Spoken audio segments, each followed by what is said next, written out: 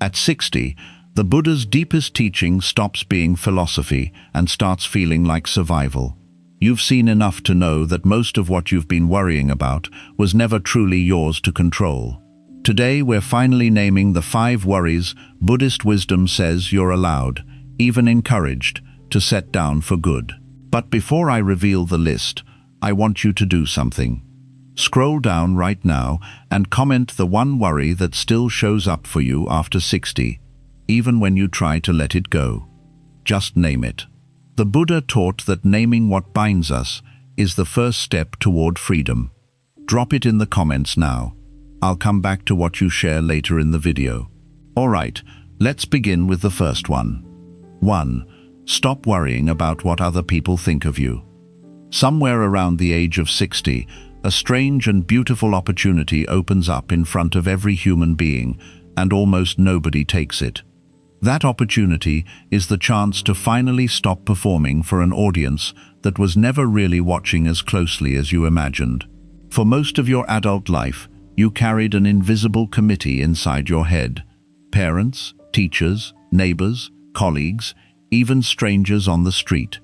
And you shaped your words, your clothing, your choices, your very posture around what you believed this committee expected of you. The Buddha called this attachment to the opinions of others one of the 8 worldly winds, the winds of praise and blame, fame and disgrace, that blow through every unenlightened mind and knock it off balance again and again. Consider for a moment how much of your worry across the decades has been spent not on your own actual well-being, but on the imagined judgments of people who, if you are honest, rarely thought about you at all. You worried about what the neighbors would say if your lawn was not mowed. You worried about what your in-laws thought of the way you raised your children. You worried about your appearance at gatherings, your career title at reunions, your home's condition when visitors arrived unannounced. And in all of that worry, how much actual harm ever came to you from these imagined judgments? Very little. Because the truth the Dharma reveals is this: other people are almost entirely absorbed in their own private drama of worry about what you think of them. The stage you believed you were performing on was mostly empty. Now that you are past 60, the performance can end, not because you have given up, but because you have finally seen through the illusion clearly enough to release it. This is not resignation. This is liberation. The Buddha's teaching on non-self, on anatta, reveals that the self you have been so desperately trying to protect and present favorably to others was never a fixed, solid thing to begin with. It was a constantly shifting collection of thoughts, sensations, and stories held together by clinging. When you stop clinging to the story of how you must appear, the suffering that came from managing that appearance simply has nowhere left to land. Think about the elders you have most admired in your own life, not the ones who chased approval into their final years, but the ones who seemed to radiate a quiet, unbothered peace. Ask yourself what made them different. It was rarely their circumstances, it was almost always their relationship to the opinions of others. They had stopped asking, "What will people think?" and started asking, "What is true, and what is kind, and what is mine to do?" That shift, small as it sounds, is one of the most radical transformations a human being can undergo, and it becomes far more available to you after 60 than it ever was in your 30s or 40s, when career and reputation still felt like matters of survival.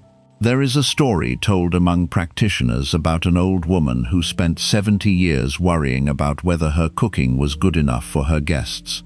Every gathering left her exhausted with anxiety, replaying comments, real and imagined, about whether the rice was too dry or the tea too weak. One day, in her old age, illness kept her from cooking for a family celebration, and her daughter brought food from a restaurant instead. The guests ate happily, laughed, stayed late into the evening, and left grateful. The woman realized, watching from her chair, that the joy in the room had never depended on her cooking at all. It had depended on presence, on love, on the willingness of people to gather. Her decades of worry had been spent protecting something that was never actually at risk. This is the invitation of the Dharma, at this stage of your life, to notice, with compassion rather than self-criticism, how many of your worries over the years were built on a foundation of imagined audiences and unspoken judgments that, in the end, held far less power than your fear gave them. You do not need to punish yourself for the decades spent this way. That too would be another form of the same trap, worrying now about having worried then. Instead, simply notice.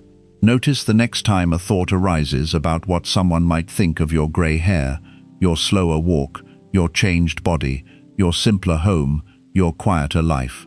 Notice the thought, and then let it pass the way a cloud passes across an open sky without needing to chase it, or argue with it, or believe it.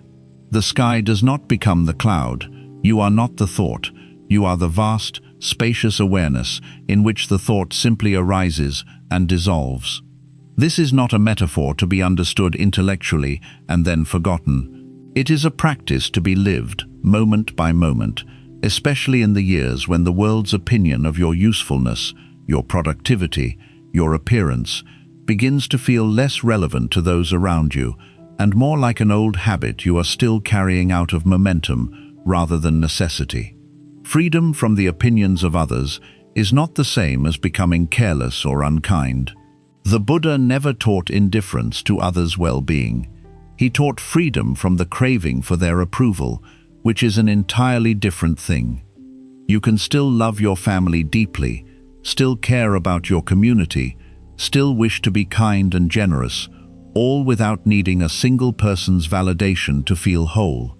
In fact, you will likely become more genuinely kind once the anxious need for approval falls away, because your kindness will no longer be tangled up with the fear of what happens if you are judged for it.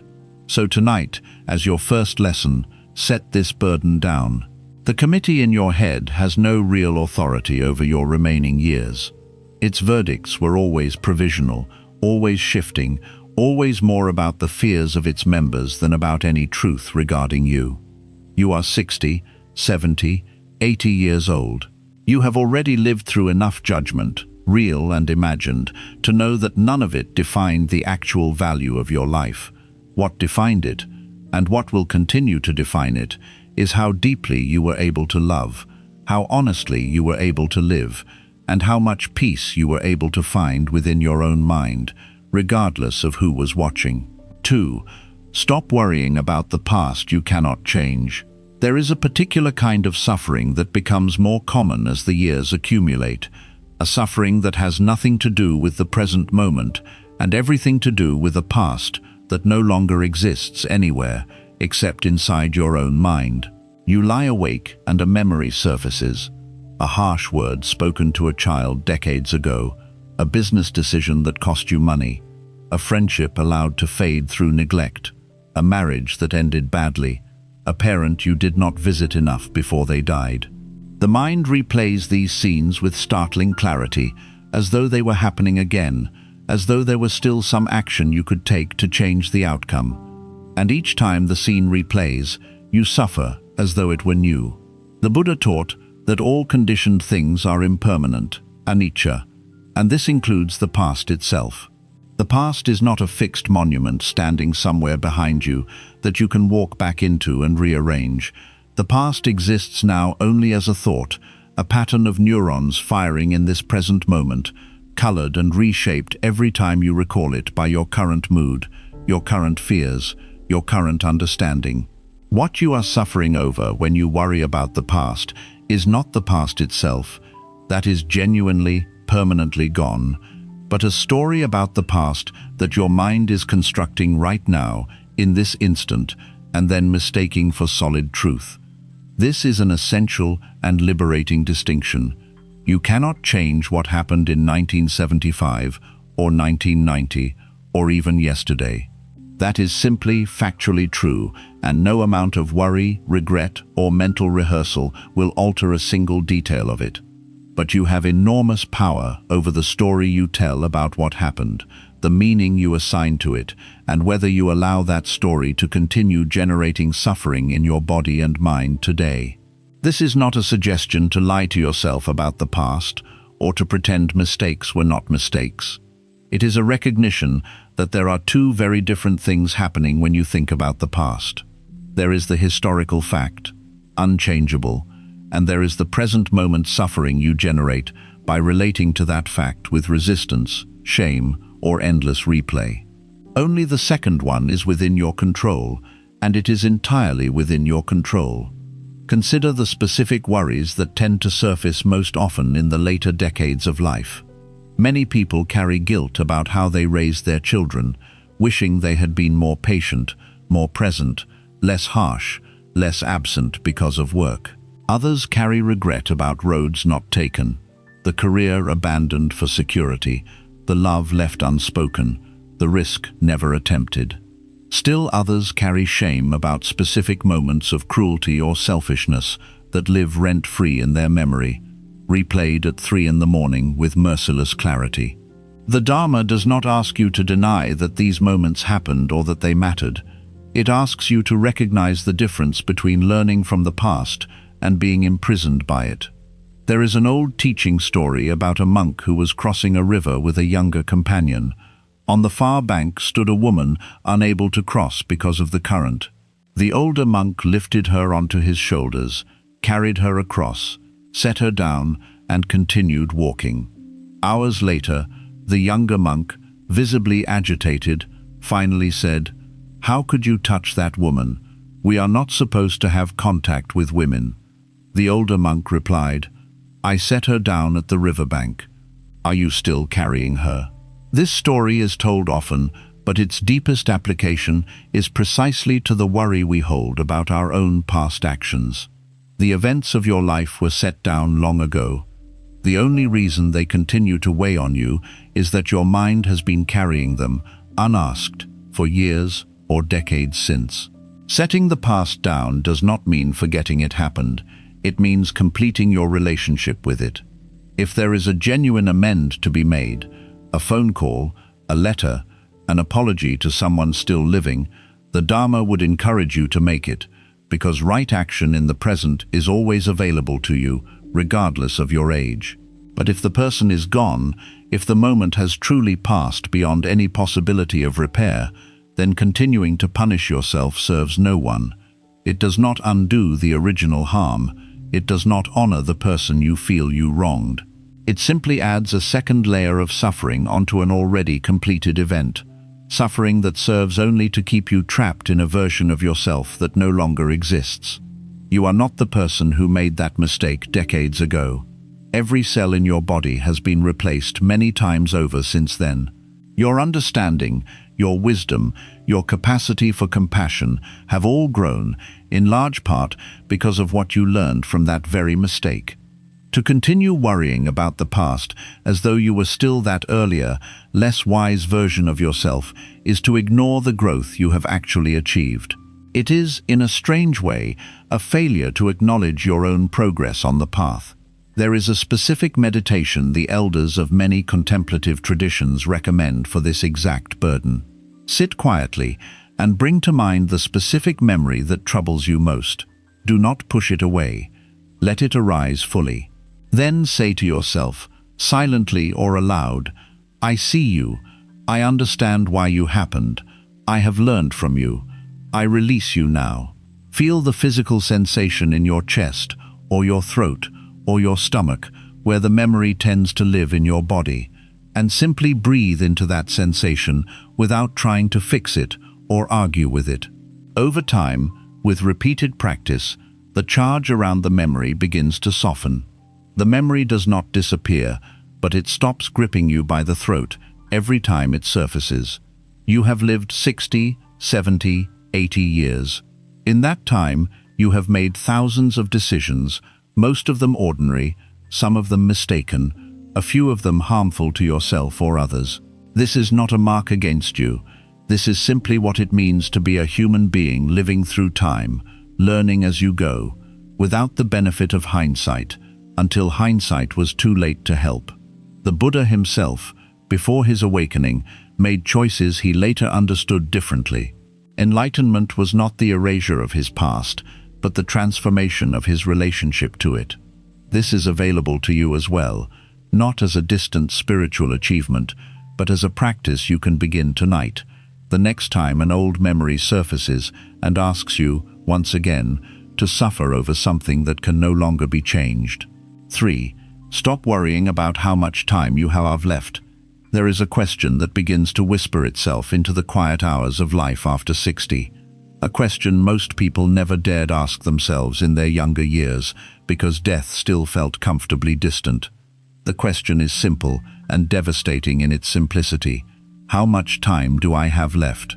And once this question is asked, it tends not to leave quietly.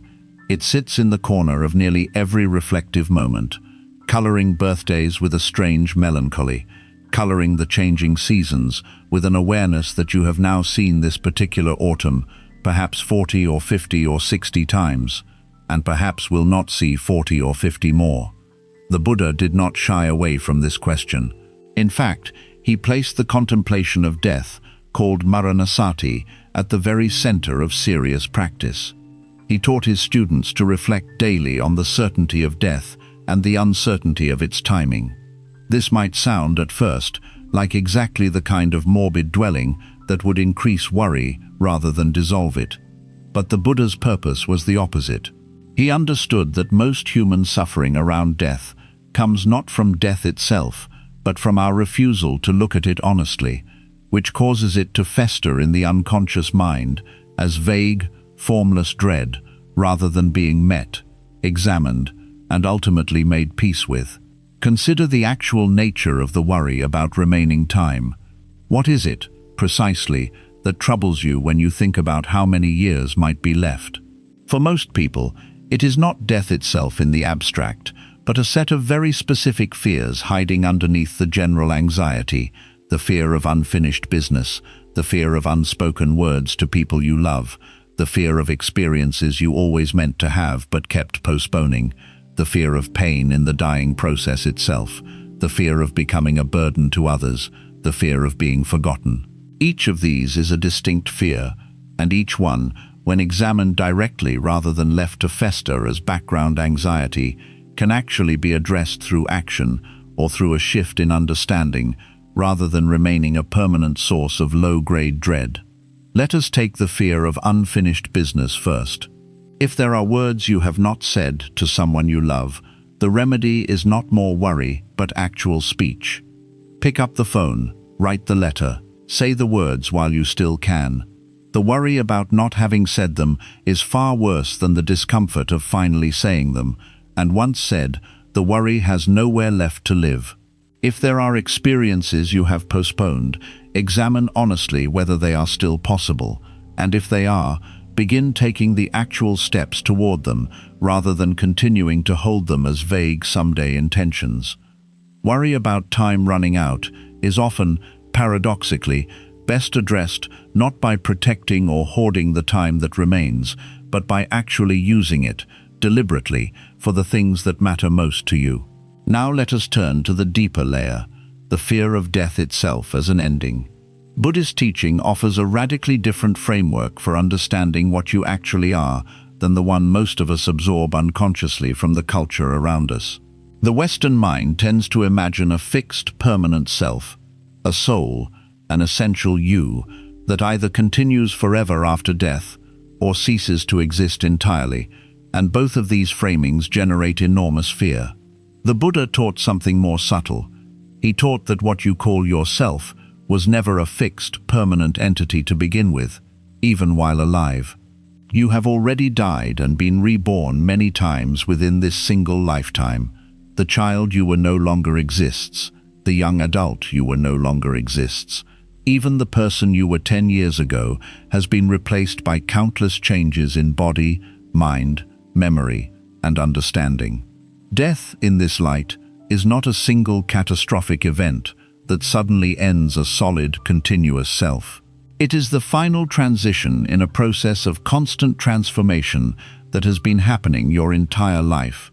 This teaching is not meant to be merely comforting words, but an invitation to direct investigation. Sit quietly and ask yourself, who exactly is it that fears death? Is it your body, which has already changed almost entirely many times over? Is it your thoughts, which arise and vanish constantly, none of them lasting more than a few seconds? Is it your memories, many of which have already faded or transformed with each retelling? When you look closely for the fixed, permanent self that you imagine death will destroy, you find it remarkably difficult to locate. What you find instead is a flowing process, a river rather than a stone, and rivers do not fear their own flowing. There is a story of an elderly practitioner who, upon receiving a diagnosis of terminal illness, was asked by her grandchildren how she could remain so calm. She replied that she had spent 40 years practicing the contemplation of impermanence, watching her own thoughts and sensations arise and pass away moment by moment in meditation, and that death now appeared to her not as a foreign invader, but as a familiar process she had been rehearsing her entire life. This is available to you as well, regardless of how much or how little formal meditation you have practiced until now. It begins simply with a willingness to look at death directly, rather than pushing the thought away every time it arises. There is also a practical dimension to releasing this worry that deserves honest attention. Much of the anxiety about remaining time comes from uncertainty about practical matters, whether affairs are in order, whether loved ones will be provided for, whether wishes about end-of-life care are clearly communicated. Addressing these practical matters directly, through conversations with family, through proper documentation, through honest planning, removes an enormous amount of the free-floating anxiety that otherwise attaches itself to the larger question of mortality. Just as with unspoken words, the worry about practical unpreparedness is almost always worse than the actual discomfort of addressing it directly. Finally, consider this. The worry about how much time remains is itself a thief of the time that does remain. Every hour spent in anxious calculation of years left is an hour not spent actually living those years. The Buddha's teaching on the present moment is not a rejection of planning for the future, but a recognition that the present moment is the only place where life is actually ever lived. You were never given years to spend all at once. You were only ever given this breath, and then the next one. Worrying about the total sum of remaining breaths does nothing to increase or protect them, and it steals the quality of attention from the very breath you are taking right now, as you listen to these words. Let this be your third release tonight. Time was never yours to hold in the first place. It was only ever yours to spend, moment by moment.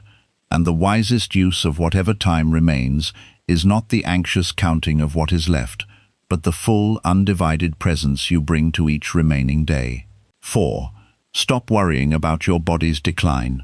There comes a morning, somewhere after 60, when you catch your reflection in a window or mirror and are startled, however briefly, by the face looking back at you.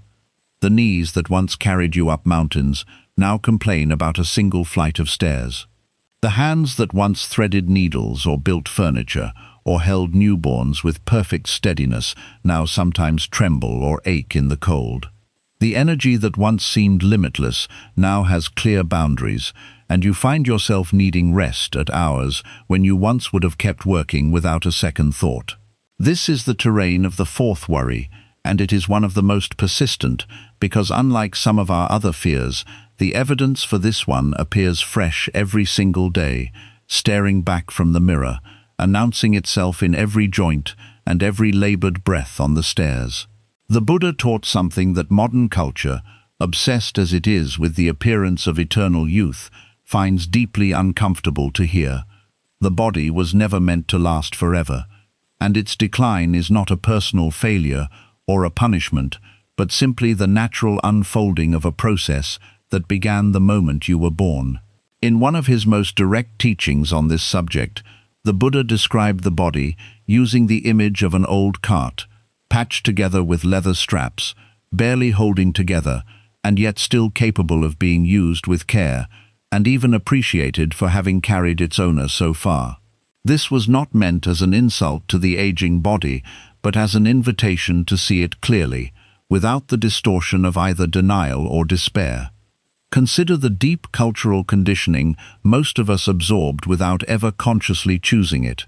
The belief that youth equals worth, that physical capability equals value, that a slowing body is somehow a diminished self. This belief is not an eternal truth about human existence.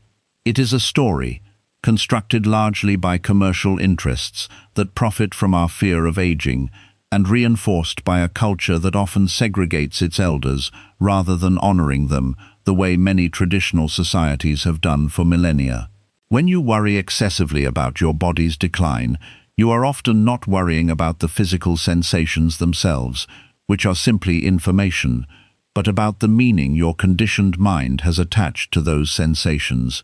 Meaning that says a slower body is a lesser person, that says visible aging is something to be hidden or apologized for. The Dharma offers a very different relationship to the body, one built not on either vanity or self-neglect, but on what might be called clear seeing and compassionate care. Clear seeing means acknowledging honestly what is happening in the body, without exaggeration and without denial. Yes, your joints may ache more than they once did. Yes, your stamina has changed.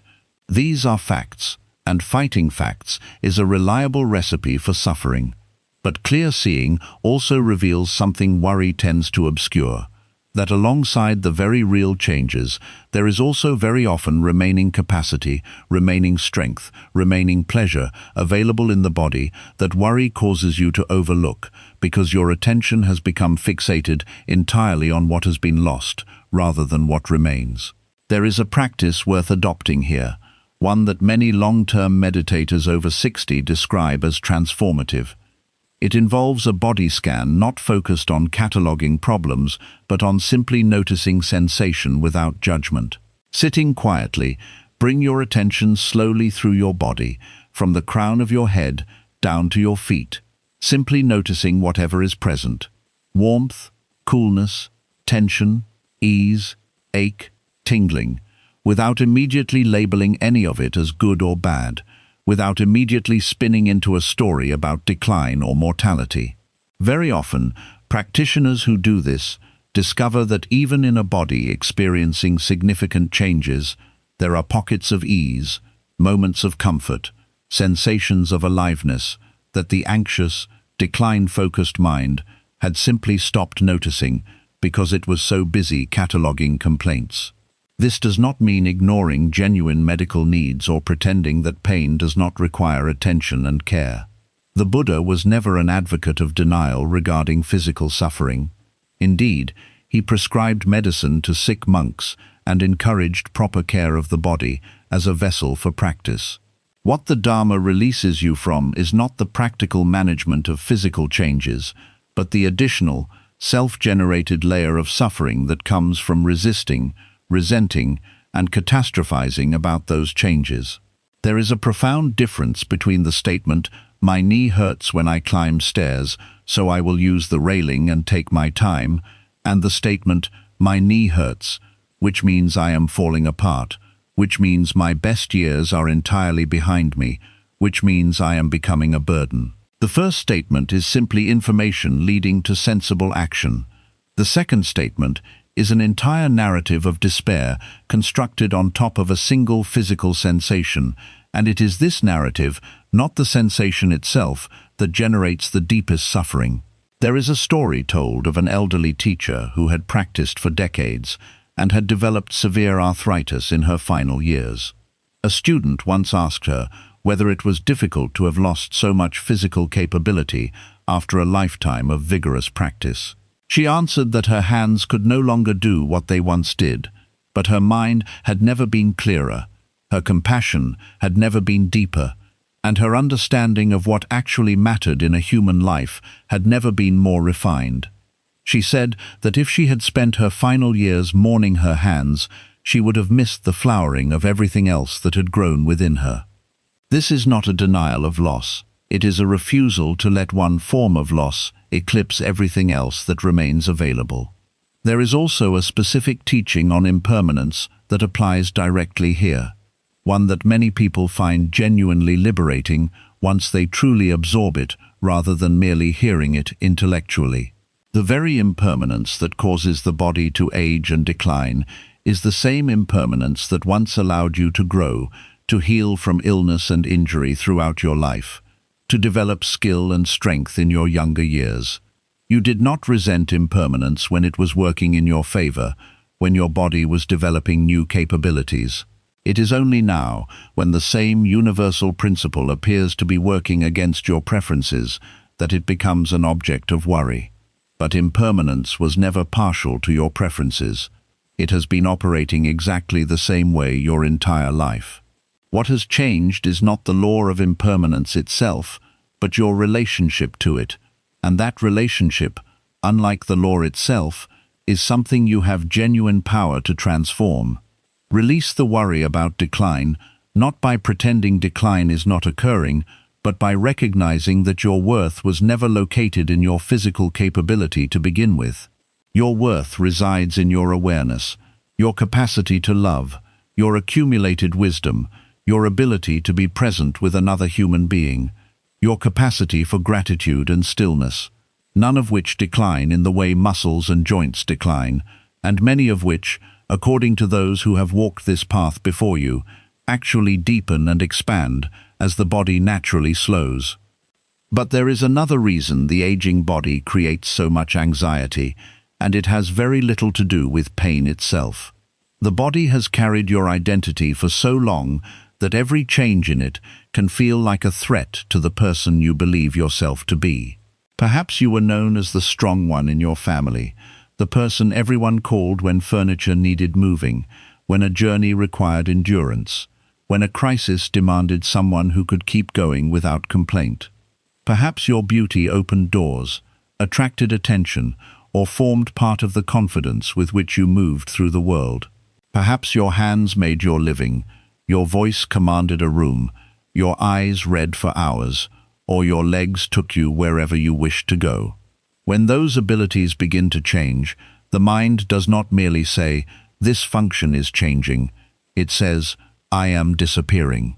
That second statement is where worry takes root. The Dharma asks you to investigate that conclusion carefully. Are you truly disappearing because your pace has slowed?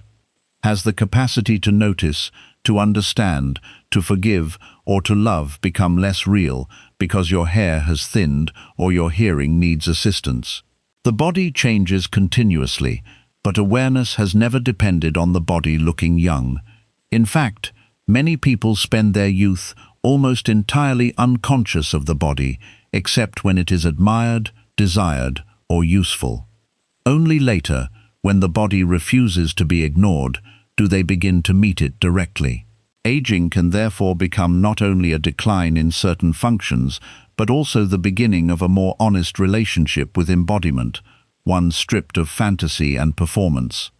You may discover that you have spent much of your life treating the body as an employee rather than as a companion. You demanded that it wake when you commanded, work beyond fatigue, carry stress without protest, digest whatever you gave it, and recover quickly enough not to interrupt your plans. When it complied, you rarely thanked it. When it finally began to set limits, you called it weak, unreliable, or broken. Imagine speaking this way to an old friend who had served you faithfully for 60 or 70 years. Imagine looking at that friend, scarred by every burden carried on your behalf, and saying, "You are a disappointment, because you cannot serve me exactly as you did at 25. The cruelty of that attitude becomes obvious when directed toward another being, yet many people direct it toward their own body every morning. A wiser relationship begins with gratitude. Not sentimental gratitude that denies discomfort, but precise gratitude rooted in fact. These feet have carried you through thousands of ordinary days. These hands have prepared meals, held people you loved, repaired what was broken, written words, opened doors, and wiped tears. These lungs have breathed, without requiring your conscious supervision, through nights of sleep, seasons of illness, moments of grief, and years of distraction. This heart has continued beating through every disappointment you believed would destroy you. Even now, while you worry about what the body can no longer do, countless processes are working quietly to keep you here. To notice this is not to become naive. It is to correct an attention that has become unfairly biased toward loss. Try replacing the question, "What is wrong with my body now?" with a more accurate question, "What is my body asking of me now?" The answer may be rest. It may be movement that is gentler but more consistent. It may be medical attention you have postponed because you are afraid of what you might hear. It may be better nourishment, less isolation, fewer unnecessary obligations, or the humility to accept assistance. The body is not always an enemy announcing catastrophe. Often it is a messenger asking for a change in the way you live. Fear tends to interpret every message as a verdict. Wisdom receives the message, examines it, and responds without turning it into a prophecy of doom. This distinction matters especially when symptoms appear.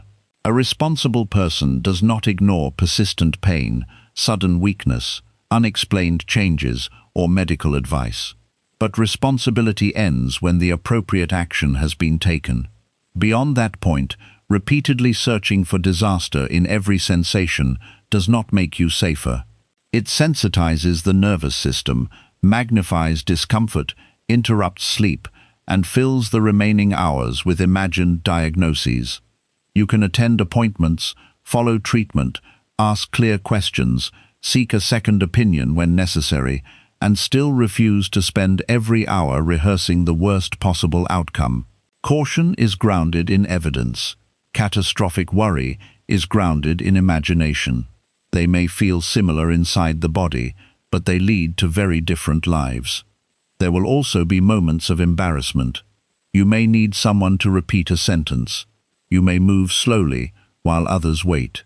You may forget a familiar name, struggle with a jar, need help carrying a bag, or decline an invitation because your energy is limited. The untrained mind interprets these moments as humiliations because it still believes dignity means complete independence and flawless control. But dignity is not the ability to need nothing. No human being has ever been truly independent. The infant depended openly on others. The strong adult depended invisibly on farmers, workers, doctors, family, roads, electricity, institutions, and countless strangers. Old age merely makes dependence visible again. What becomes visible was present all along. Receiving help can therefore become a serious spiritual practice. It exposes pride, fear, and the wish to control how others perceive you. It asks you to trust. It gives other people the opportunity to express generosity. Many elders say, "I do not want to be a burden," while refusing every small form of assistance, until a preventable crisis creates a far greater burden for everyone. This is not independence. It is fear wearing the costume of dignity. Accepting appropriate help early, clearly, and gratefully is often the more responsible choice. It preserves energy for what only you can give: your presence, your memory, your perspective, your affection, and the calm that comes from no longer pretending you must carry everything alone. You must also be careful not to measure your present body against a photograph. A photograph freezes one instant and erases everything around it. You see the smooth face, the upright posture, the strong arms, but you do not see the anxiety you carried that year, the conflict inside your home, the exhaustion behind the smile, or the insecurity that made you dissatisfied even then. The mind compares today's complete reality with yesterday's edited image and then declares today inferior. That is not a fair comparison. The younger body had gifts, but it also carried confusion, impatience, and fears that experience has since softened. The older body has limitations, but it may carry a mind far less easily deceived. Every stage gives something and takes something. Wisdom refuses to count only what was taken. Modern culture will constantly invite you to wage war against age. It will tell you that every wrinkle is a defect, every grey hair a problem, every natural change an emergency requiring concealment. Entire industries depend on keeping you dissatisfied with evidence that time has passed. Use what genuinely supports health and comfort, but do not confuse care with shame. There is nothing spiritually superior about neglecting your appearance, and there is nothing wrong with enjoying clothing, grooming, or treatments that help you feel well. The problem begins when these become attempts to earn permission to exist by appearing younger than you are. You do not need to erase the record of your life from your face. The face in the mirror is not betraying you. It is telling the truth. It carries the evidence of laughter, grief, sunlight, sleepless nights, responsibility, endurance, and years no advertisement can return to you. To hate that face is to hate the visible history of having survived. Look more gently. Do not demand that your reflection reassure you that nothing has changed. Let it remind you that change has always been the condition of being alive. A face that never aged would not be a living face. A body that never changed would not be a living body. The marks you resist are not interruptions of life. They are evidence of life continuing. Sometimes the hardest part of physical decline is not the loss itself, but the shrinking of the world around it. You stop driving at night, then stop traveling far, then avoid stairs, noisy rooms, crowded places, or long visits. One limitation leads to another, and soon the life has become smaller than the body actually requires. Be honest here. Some adjustments are wise, others are fear spreading beyond the original condition. Do not surrender 10 freedoms because one freedom changed. If you cannot walk quickly, perhaps you can still walk slowly. If you cannot travel alone, perhaps you can travel with support. If you cannot stand through an event, perhaps you can attend seated. Adaptation is not defeat. It is intelligence refusing the false choice between doing something exactly as before and not doing it at all. The middle path is especially important in old age. One extreme is denial, forcing the body beyond its present capacity to prove that nothing has changed. The other is premature surrender, treating every discomfort as evidence that meaningful activity must end. Both arise from attachment to an image. The middle path asks for honest assessment, gradual adjustment, and continued participation where participation remains possible. It does not worship youth, but neither does it make an identity out of frailty. It meets the body as it is today, not as memory insists it should be, and not as fear predicts it will become. This is why movement, when medically appropriate, can become an act of reverence rather than punishment. You are not exercising to defeat age. Age is not an opponent you can defeat. You move to honor the capacity that remains, to support balance, circulation, strength, and confidence, and to remind the mind that the body is still a field of life rather than merely a collection of problems. A slow walk, taken with full attention, may contain more wisdom than a hard workout performed from self-hatred. Stretching, breathing, standing carefully, resting when needed, these can all become forms of meditation when the goal is intimacy with the body rather than domination over it. Pain itself deserves a clear distinction. There is the raw sensation, and then there is the mind's reaction. This should not be happening. It will never improve. It means everything is ending. I cannot bear it. The reaction can multiply the experience many times over. You may not be able to remove the first arrow of physical pain, as the Buddha taught, but you can learn not to fire the second arrow of resistance into the same wound. This does not happen through one decision. It happens through practice, locating the sensation, breathing around it, noticing its changing edges, and refusing to turn a difficult moment into a permanent identity. Even chronic pain is not one solid block. Look closely, and you may notice waves, pauses, shifts in intensity, areas of the body that are not hurting, moments when attention moves elsewhere. The statement, "I am in pain," can make pain feel like the whole of you. The statement, "pain is present in this part of the body right now," is more accurate and creates space around the experience.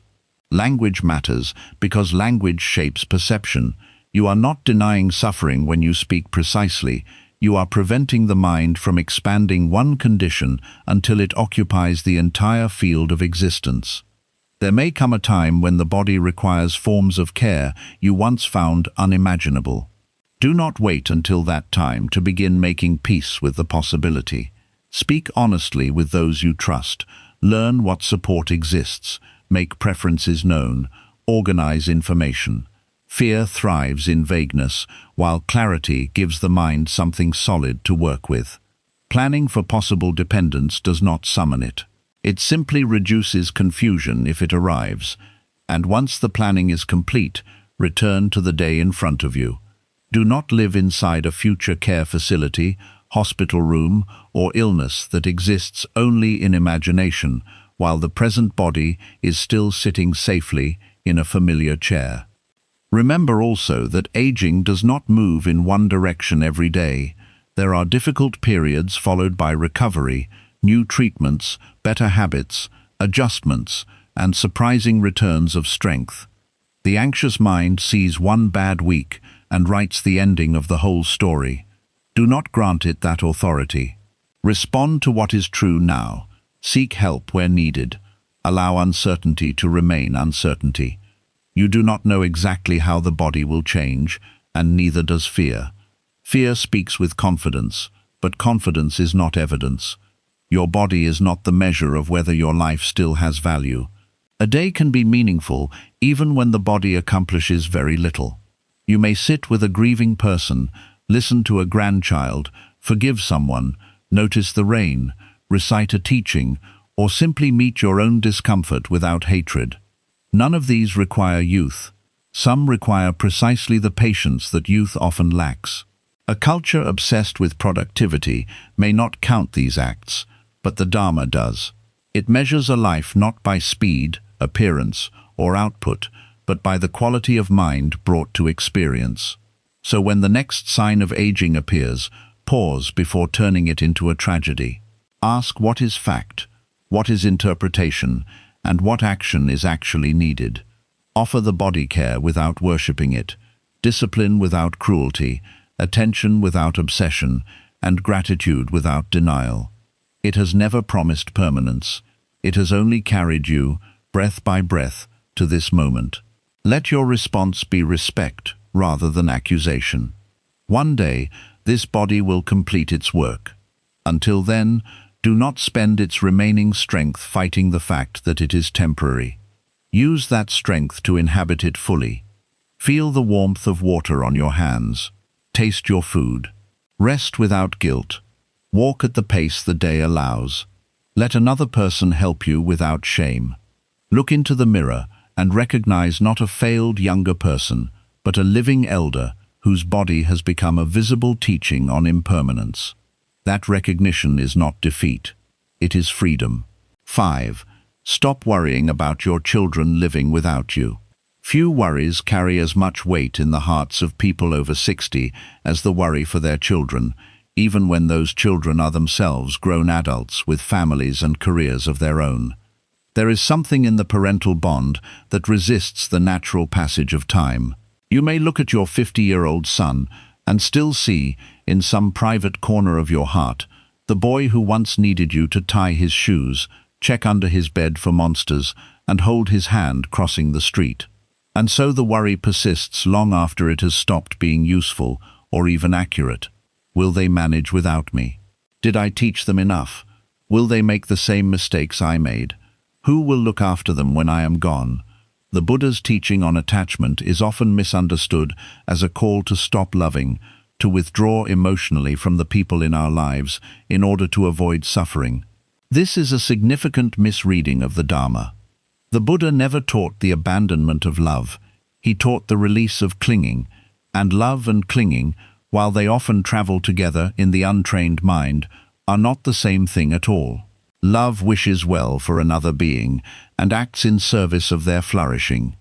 Clinging insists that things unfold according to a particular script, generates anxiety when they do not, and often, without meaning to, communicates a lack of trust in the other person's own capability. When you worry excessively about your grown children, examine honestly whether what you are feeling is pure love, which is generally calm and expansive, or clinging, which is generally anxious and contracted.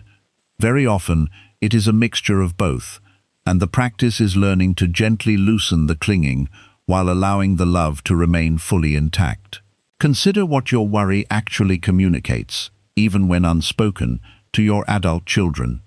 Worry has a way of leaking out through tone of voice, through repeated questions about their choices, through subtle expressions of doubt about their capability to manage their own lives. Even when you say nothing directly critical, chronic worry often gets received by its target as a message, "I do not fully trust you to handle your own life." This is rarely your intention, but it is often the effect, and it can create distance precisely where you most wish for closeness. Releasing this worry, then, is not simply a gift to your own peace of mind. It is a gift to your relationship with your children, an act of respect that says, implicitly, "I see you as a capable adult, fully able to navigate your own path, exactly as I once had to navigate mine, without my own parents overseeing every step." There is a particular teaching in Buddhist psychology about the nature of the parent-child bond that many find both humbling and freeing. It teaches that every being, including your own children, carries the seeds of their own particular karma, their own particular path, their own particular lessons to learn through their own particular experiences, including experiences of struggle and even suffering that you, as their parent, cannot and were never meant to fully prevent. This is a difficult teaching for a loving parent to sit with, because every instinct in the parental heart wants to shield a child from all pain. But consider your own life honestly. Some of your deepest wisdom, your deepest strength, your deepest compassion for others emerged not from the moments when life was easy, but from the moments when you struggled, failed, and found your own way through. Did your parents' worry, however loving its intention, actually prevent you from encountering the difficulties that ultimately shaped you into the person you became? Or did you, in the end, walk your own path regardless, learning what you needed to learn in your own time and your own way? This same principle applies to your children now. Your worry, however well-intentioned, cannot actually prevent the lessons that are theirs to learn. What it can do, if held too tightly, is add a layer of pressure and guilt to their own already difficult journey, a sense that they must also manage your anxiety on top of managing their own lives. Releasing your worry, therefore, is not an act of abandonment, but an act of trust. Trust in their capability, trust in the natural unfolding of their own path, trust in the same universal intelligence that guided your own life through its difficulties toward the wisdom you now hold. There is also the specific worry about what will happen to your children after you are gone, a worry that intensifies naturally as the years accumulate. This worry deserves honest, practical attention rather than anxious rumination. If there are concrete steps you can take, clarifying your wishes, ensuring your affairs are in order, having honest conversations about family matters that might otherwise cause confusion or conflict after your passing, take those steps directly. Practical preparation, as we discussed in an earlier lesson, transforms vague anxiety into concrete, completed action. But beyond the practical dimension, there remains a deeper question worth sitting with. Do you actually believe, in your heart, that the love, values, and resilience you have already given your children across their entire lives will simply evaporate the moment you are no longer physically present? Or do you trust that what you have planted in them across decades of parenting has already taken root, already become part of who they are, in a way that does not require your continued physical presence to remain alive within them? There is a story told of an elderly father whose son was going through a difficult divorce. The father, a lifelong worrier, found himself calling his son daily, offering advice, expressing concern, unable to sleep through the nights out of anxiety for his son's well-being. A wise friend finally said to him, "Your son already has everything he needs to get through this. You gave it to him already, years ago, in the way you raised him. Your worry now is not helping him find that strength within himself. It is only adding your own suffering to a situation that is already difficult enough for him to carry." The father, deeply moved, began instead to simply offer his presence without anxious advice, to trust his son's own resilience, and found, to his surprise, that his son began calling him more often, not less, once the calls no longer carried an undertone of parental anxiety needing to be managed. Your children are living their own lives, making their own choices, learning their own lessons, exactly as you did. The love you feel for them does not require worry as its expression. In fact, worry often dilutes the very love it claims to serve, replacing warm presence with anxious management. Release the worry, and what remains is something far more valuable to offer them in whatever years remain. Your calm presence, your accumulated wisdom offered when asked, rather than imposed unasked, and your unwavering trust that they, like you, are fully capable of walking their own path. To release worry about your children, you must first accept a truth that can feel almost offensive to the parental heart. Your children do not belong to you. They came through you, depended on you, and were shaped by you, but they were never possessions placed in your care for permanent management. They are separate streams of causes, conditions, desires, fears, strengths, and consequences. The fact that you love them does not grant you control over the direction of their lives. The sooner this is accepted, the more peaceful and honest the relationship can become. Many parents continue to suffer because they confuse responsibility with ownership. Responsibility was real when the child could not feed themselves, understand danger, or make informed choices. You had to decide, protect, teach, and sometimes restrict. But responsibility changes as the child matures. The adult child now carries the results of their own decisions. You can advise, support, warn, and love, but you cannot live the consequences for them. When you continue to carry responsibility that no longer belongs to you, you do not become a better parent. You become exhausted by a task no human being can complete. Watch what happens in the mind when an adult child makes a choice you dislike. The mind rushes ahead. It imagines failure, humiliation, financial loss, heartbreak, illness, or regret. It then treats those imagined outcomes as though they have already occurred. Your body reacts. You lose sleep. You repeat warnings. You contact other relatives. You attempt to influence the decision indirectly. Yet often the feared outcome never happens, or it happens in a form your intervention could not have prevented. Meanwhile, the relationship is damaged by the pressure of being constantly watched and corrected. There is a hard question worth asking. Are you worried about your child's well-being, or are you worried that their choices will prove something painful about you?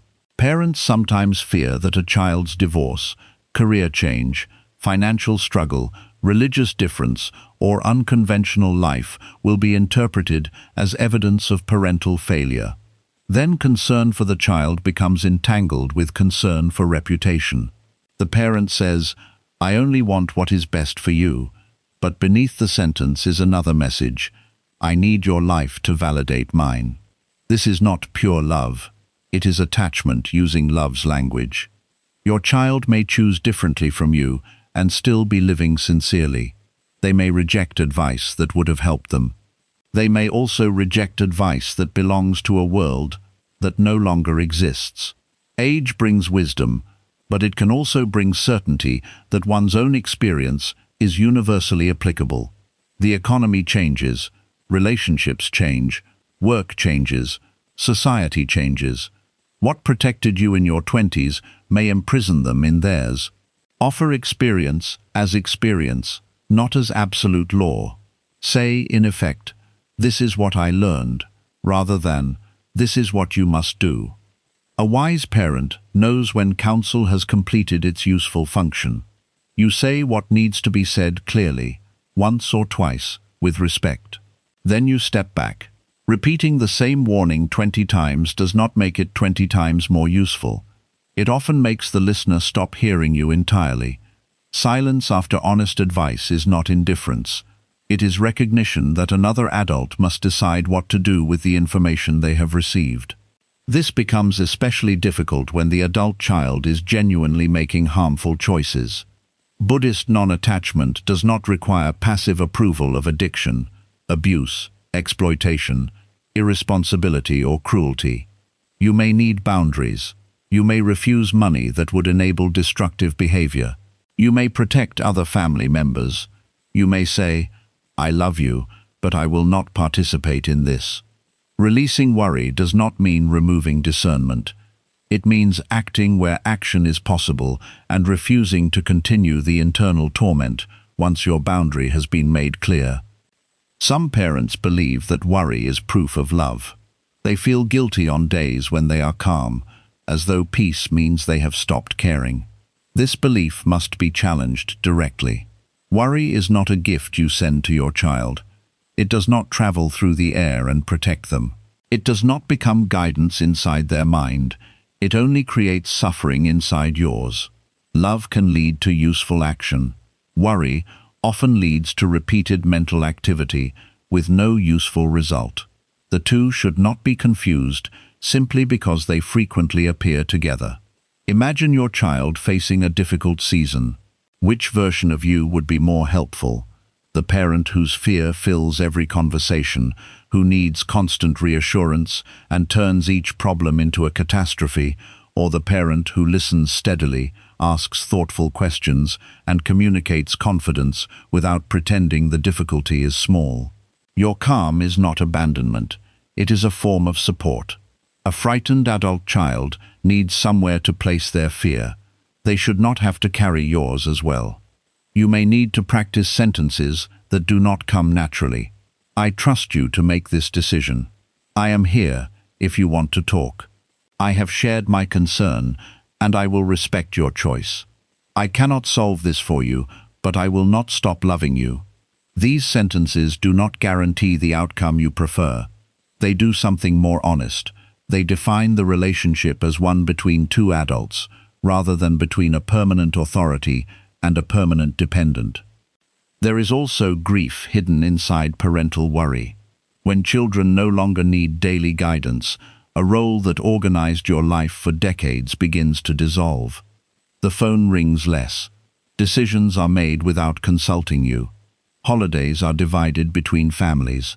The child has private experiences you do not know about. It is easy to interpret this as rejection, but often it is simply adulthood doing what adulthood must do. The child who can stand without you is not evidence that you failed. In many ways, it is evidence that your work succeeded. Yet success can feel like loss because being needed gave you identity. You knew where you belonged when someone depended on you. Without that dependence, you may ask, "Who am I now?"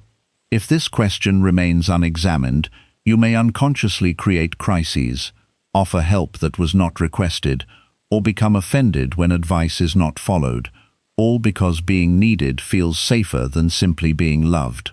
The Dharma asks you to release the role without releasing the relationship. You are still a parent, but the form of parenting must change. Later life parenting is less about directing and more about witnessing. It is the art of remaining available without standing in the doorway. It is offering a lamp without insisting which road must be walked. It is becoming a place where truth can be spoken, because the child knows they will not be shamed, controlled, or immediately corrected. This kind of presence is difficult because it requires you to tolerate uncertainty, but it often creates the closeness that control destroys. Your children may not tell you everything, and this too must be accepted. Privacy is not automatically secrecy against you. Adult relationships require boundaries. You did not tell your own parents every detail of your marriage, finances, doubts, or mistakes. Why should your children? The demand for complete access can turn love into surveillance. Let them have rooms inside their lives that belong to them. Trust that closeness does not require total knowledge. Some children will live far away. They may call less often than you wish. They may be absorbed in work, marriage, parenting, or their own struggles. Your hurt may be real, and you have the right to express it honestly. But do not turn longing into accusation. "I miss you and would love to speak more often" invites connection. "You have forgotten me after everything I did for you" creates guilt and defensiveness. One sentence reveals the heart. The other attempts to control through debt. Parenthood is not a financial transaction in which decades of sacrifice purchase lifelong obedience and attention. You gave because the child needed care and because you chose the responsibility. That care matters profoundly, but it does not create ownership of the adult child's time. Gratitude is beautiful when freely given. Demanded gratitude becomes tribute, and tribute cannot produce genuine affection. You may receive less attention than you deserve. That is painful. But using guilt to force attention will not give you the kind of love you actually want. There are cases where children are neglectful, exploitative, or cruel. Buddhist teaching should never be used to tell an elder to tolerate mistreatment in the name of attachment. Compassion includes yourself. You can love a child and limit contact. You can refuse manipulation. You can protect your finances, home, health, and peace. You can stop answering abusive calls. You can seek legal or community support. Non-attachment means you stop clinging even to the fantasy of the child you wish they had become when the person in front of you repeatedly behaves otherwise. This is one of the most painful forms of release. Grieving the relationship you hoped for while dealing clearly with the relationship that exists. Worry often survives because the mind believes that if it thinks hard enough, sacrifices enough, or waits long enough, the adult child will become different. Perhaps they will change. Perhaps they will not. Your peace cannot remain hostage to that uncertainty. Set boundaries based on present behavior, not future promises. At the same time, do not freeze your child inside their worst period. People change in directions you cannot predict. A child who was irresponsible at 30 may become stable at 40. A child who distanced themselves may return with greater understanding. Leave the door open where safety allows, but do not stand in the doorway every day. Hope without clinging, love without abandoning reality. Forgive where possible without erasing consequences. The worry about children after your death often includes fear that they will not remain united. You imagine arguments over property, old resentments, unequal responsibilities, or the collapse of family traditions. Some of this can be reduced through clear planning. Write documents properly. Explain decisions when appropriate. Avoid leaving vague promises. Do not use inheritance as a final tool of control. Speak about important matters before crisis makes calm conversation impossible. Practical clarity is an expression of care, but you cannot guarantee harmony after you are gone. Even the clearest plan cannot control every emotion or choice. Your children's relationships with one another belong to them. You can model fairness, encourage direct communication, and avoid creating rivalry through comparison. But eventually, they must decide what kind of family they will be. Do what is yours. Release what is theirs. You may also worry about a child with illness, disability, financial dependence, or limited support. This is not an abstract concern and should not be dismissed with spiritual language. Make the strongest practical plan available. Involve trustworthy people. Seek professional guidance. Document care needs. Build a network rather than relying on one exhausted person. Yet even here, after sincere planning, worry cannot provide the final guarantee the heart wants. No plan makes life completely safe. The practice is to combine thorough preparation with humility about what remains beyond control. Your child's suffering can awaken old guilt. You may review every parenting mistake and decide that their present difficulty is your fault. Sometimes parental actions do cause lasting harm, and honest accountability matters. Apologize specifically. Listen without defending yourself. Support healing where appropriate. But do not claim responsibility for every outcome in another person's life. That can become another form of self-centeredness, as though your influence were the only force that shaped them. Genetics, temperament, peers, culture, chance, choices, relationships, and countless conditions also played their part. An apology is not a demand for immediate forgiveness. Say what you understand, acknowledge the impact, and let the child decide what they need. Do not turn the apology into a request that they comfort you. "I am sorry, but I did my best," often cancels the first half. Better to say, "I see how that hurt you. I wish I had acted differently. I am willing to listen." Then listen. This is action in the present. Endless private guilt without honest repair is not humility, it is avoidance. Once repair has been attempted, release the demand to rewrite history. Your child may carry pain you cannot remove. You may carry regret they cannot absolve. Both of you can still choose how to relate now. A relationship does not need a perfect past to have a truthful present. Sometimes the most healing thing an aging parent can offer is not advice, but the courage to stop defending the old self. Remember, too, that your children are watching how you meet aging. Even when they are distant, they are learning from your relationship with uncertainty, health, money, loss, and death. If you meet every change with panic, they inherit not only your love, but your fear.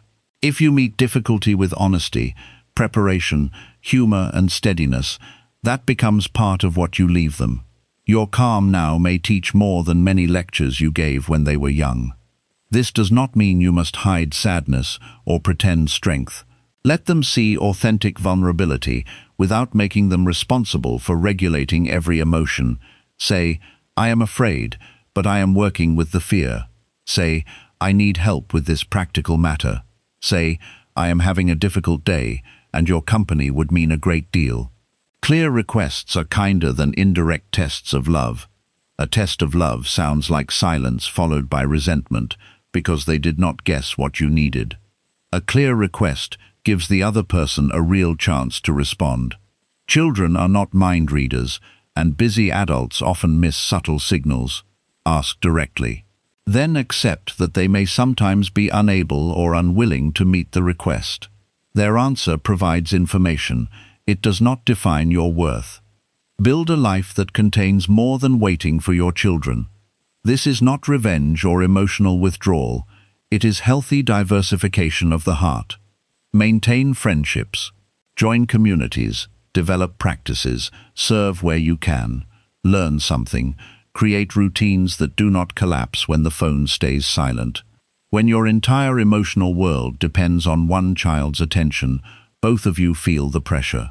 A fuller life makes your love less demanding and your presence more attractive. The deepest parental love ultimately says, "May you be free, even from me." This does not mean, "May you forget me, abandon me, or never return." It means, "May you not be trapped by my fear, my unfinished ambitions, my need for control, or my desire to live through you. May you become fully yourself. May I have the courage to witness that becoming, even when it does not resemble the future I imagined."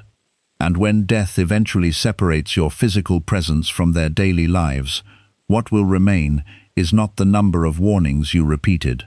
What will remain is the emotional atmosphere they associate with you. Did they feel judged or understood, managed or trusted, indebted or loved, afraid to tell the truth or safe enough to be honest? You still have time to shape that atmosphere. Release the worry that your children cannot live without you. They will grieve you because you mattered, not because you failed to make them independent. They will carry parts of you in gestures, values, phrases, habits, recipes, stories, and ways of responding to difficulty. You do not need to supervise that inheritance. Plant what is wholesome, repair what can be repaired, protect yourself where necessary, trust what has already grown. Then return to the relationship available today. Listen to the person your child has become, rather than speaking only to the child they were. Let a conversation end without giving advice. Let a decision stand without repeated criticism. Offer love that does not tighten around the throat. In doing so, you free them, and you also free yourself from trying to complete a parental task that life has already transformed. 6. Stop worrying about money and financial security. Money worry has a peculiar quality that distinguishes it from many other fears we carry. It wears the mask of practicality so convincingly that many people never even recognize it as a form of suffering to be examined, but simply accept it as an unavoidable feature of responsible adult life. And to be certain, practical financial planning is wise and necessary at every stage of life, including the years after 60, when income often changes and expenses, particularly around health, can rise unpredictably. But there is a crucial difference between the practical work of financial planning, which is a form of right action, and the chronic anxious rumination about money that many people carry as a constant undertone to their daily experience, long after the practical planning has already been done as thoroughly as it reasonably can be. The Buddha, before his awakening, was born into extraordinary wealth as a prince, and he later chose a life of complete material simplicity as a wandering mendicant, owning almost nothing beyond his robe and his begging bowl. This was not because material resources are inherently corrupting, but because his own direct experience taught him something that his teaching has passed down for 26 centuries, that peace of mind was never actually located in the accumulation of resources, and that the anxious pursuit of ever greater financial security often produces more suffering than the very insecurity it seeks to escape. This does not mean the Dharma asks you to renounce all possessions or to view money as inherently negative. It means the Dharma asks you to examine honestly whether your relationship to money has become a source of genuine practical stability, or whether it has become an endless, anxious chase that no accumulation of resources ever seems to satisfy. Consider the specific nature of financial worry in the years after 60. For many people, this worry centers on a fear of outliving their savings, a fear of unexpected medical costs, a fear of becoming a financial burden to their children, a fear of not being able to maintain the lifestyle they have grown accustomed to. These are legitimate practical concerns, deserving of honest attention and planning. But notice something important about the nature of worry itself, as distinct from planning. Planning involves specific, actionable steps, taken once and then implemented, reviewing your finances with a professional, adjusting your budget, understanding your available resources and support systems. Worry, by contrast, is the repetitive circular rehearsal of fear without any accompanying action, often revisiting the same anxious thoughts dozens or hundreds of times without ever arriving at new information or new decisions. If you have done the practical planning available to you, continued worry beyond that point serves no protective function whatsoever. It only generates suffering in the present moment while doing nothing to actually improve your future financial situation. There is a teaching in the Dharma about the nature of craving, tanha, that applies with particular clarity to financial worry. The Buddha taught that craving takes several forms, including craving for existence, craving for sensory pleasure, and importantly, craving rooted in the fear of not having enough. This last form of craving is deeply connected to financial anxiety. Notice that this craving rarely resolves itself through the actual acquisition of more resources. Study after study in the modern world confirms what the Buddha observed 26 centuries ago. Once basic needs are reliably met, additional wealth produces surprisingly little additional peace of mind, while the anxious mind that generated worry at a lower income level often simply recalibrates and finds new things to worry about at a higher income level. The worry, in other words, was never really about the specific dollar amount. It was about an underlying pattern of the mind that generates scarcity and insecurity regardless of actual external circumstances. This teaching does not ask you to be naive about real financial hardship, which exists and causes genuine practical difficulty for many people, especially in old age when income options narrow. What it asks is that you distinguish clearly between the practical steps available to address genuine hardship, seeking available support, adjusting expenses, having honest conversations with family about shared responsibility, and the additional, self-generated suffering of anxious rumination that accompanies but does not solve the practical difficulty. Two people can face identical financial circumstances in old age. One spends their remaining energy in anxious calculation and sleepless worry, while the other takes the practical steps available and then turns their remaining attention toward the relationships, the small pleasures, the spiritual practice, and the presence that remain fully available to them, regardless of their bank balance. The external circumstance is the same, the suffering is entirely different, and that difference lies precisely in the relationship to worry. There is a story told of two elderly brothers who inherited modest, roughly equal sums from their parents. One brother spent his remaining years anxiously monitoring every expense, refusing to spend money on small joys, constantly calculating and recalculating whether his savings would last, dying with his full inheritance still largely intact, but having lived his final decades in a state of constant financial anxiety. The other brother, facing the same modest resources, made careful, practical decisions about his essential needs, and then used what remained to visit his grandchildren, to share meals with old friends, to contribute occasionally to causes he cared about. He died with less money remaining, but his final years were remembered by his family as full of warmth, generosity, and presence. Neither brother was reckless.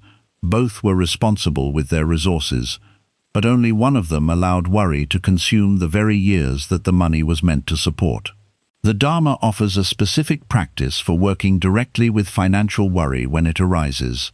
When you notice the anxious thought pattern beginning, the familiar spiral of calculations, comparisons, and fears about the future, pause and ask yourself, have I already taken the practical action available to me regarding this concern? If the honest answer is yes, then recognize that you are no longer engaged in useful planning, but in unproductive rumination, and gently redirect your attention to the present moment, to your breath, to the actual resources and support available to you right now, in this instant, rather than the imagined scarcity of some future moment that has not yet arrived and may never arrive in the form your anxious mind is predicting.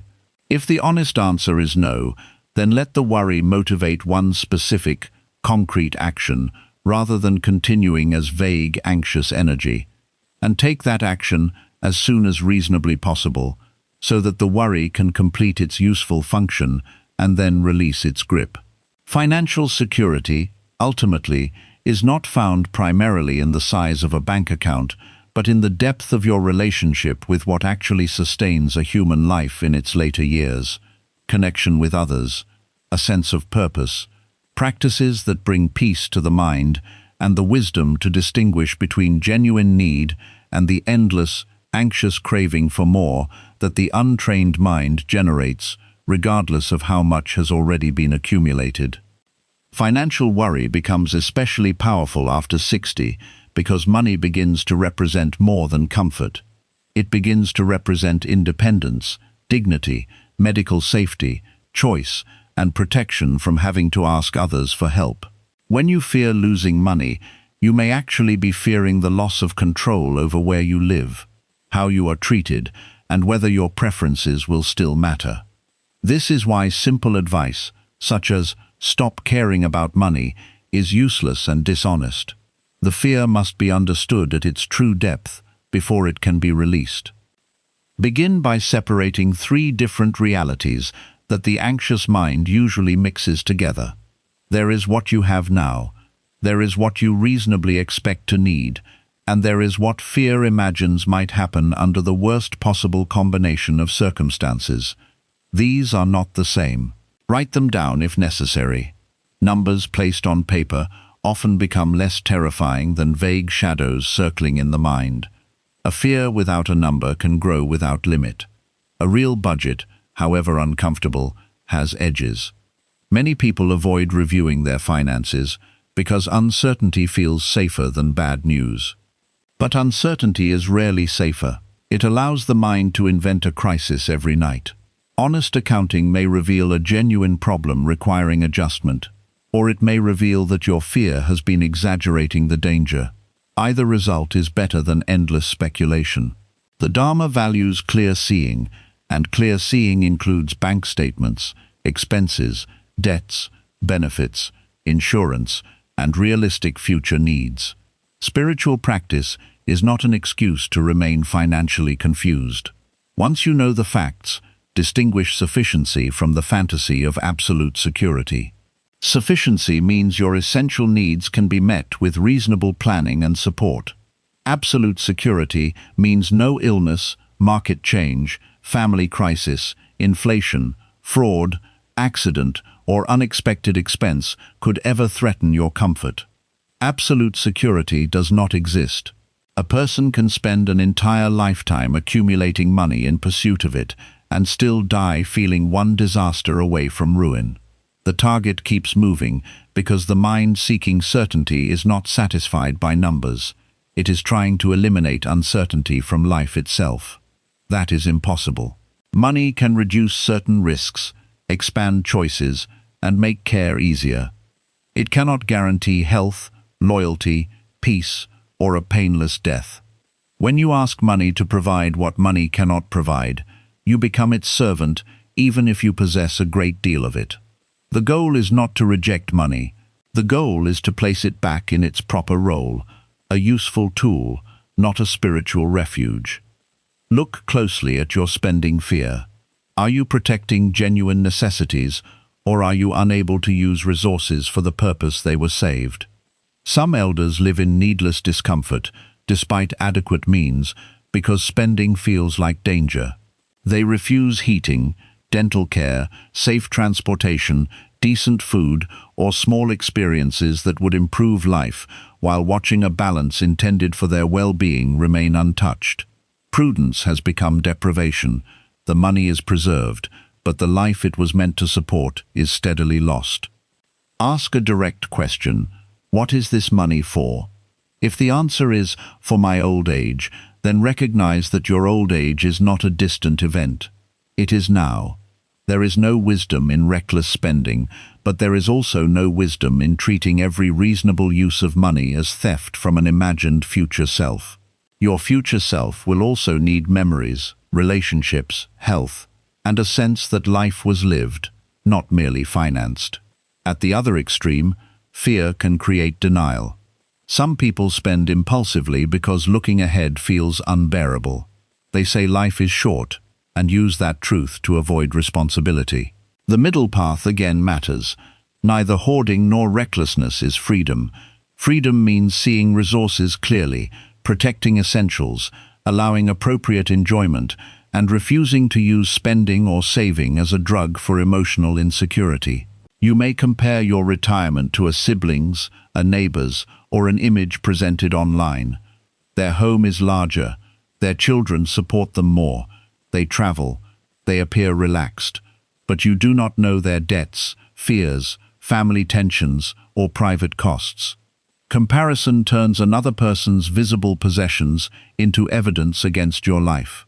It also hides what is already supporting you, because attention is fixed on what someone else has. The Buddha's teaching on contentment is not passive acceptance of injustice or deprivation. Contentment means the ability to experience enoughness when enough is present. Without it, even abundance feels like scarcity. With it, modest circumstances can contain dignity and joy. Contentment must be practiced because the commercial world is designed to interrupt it.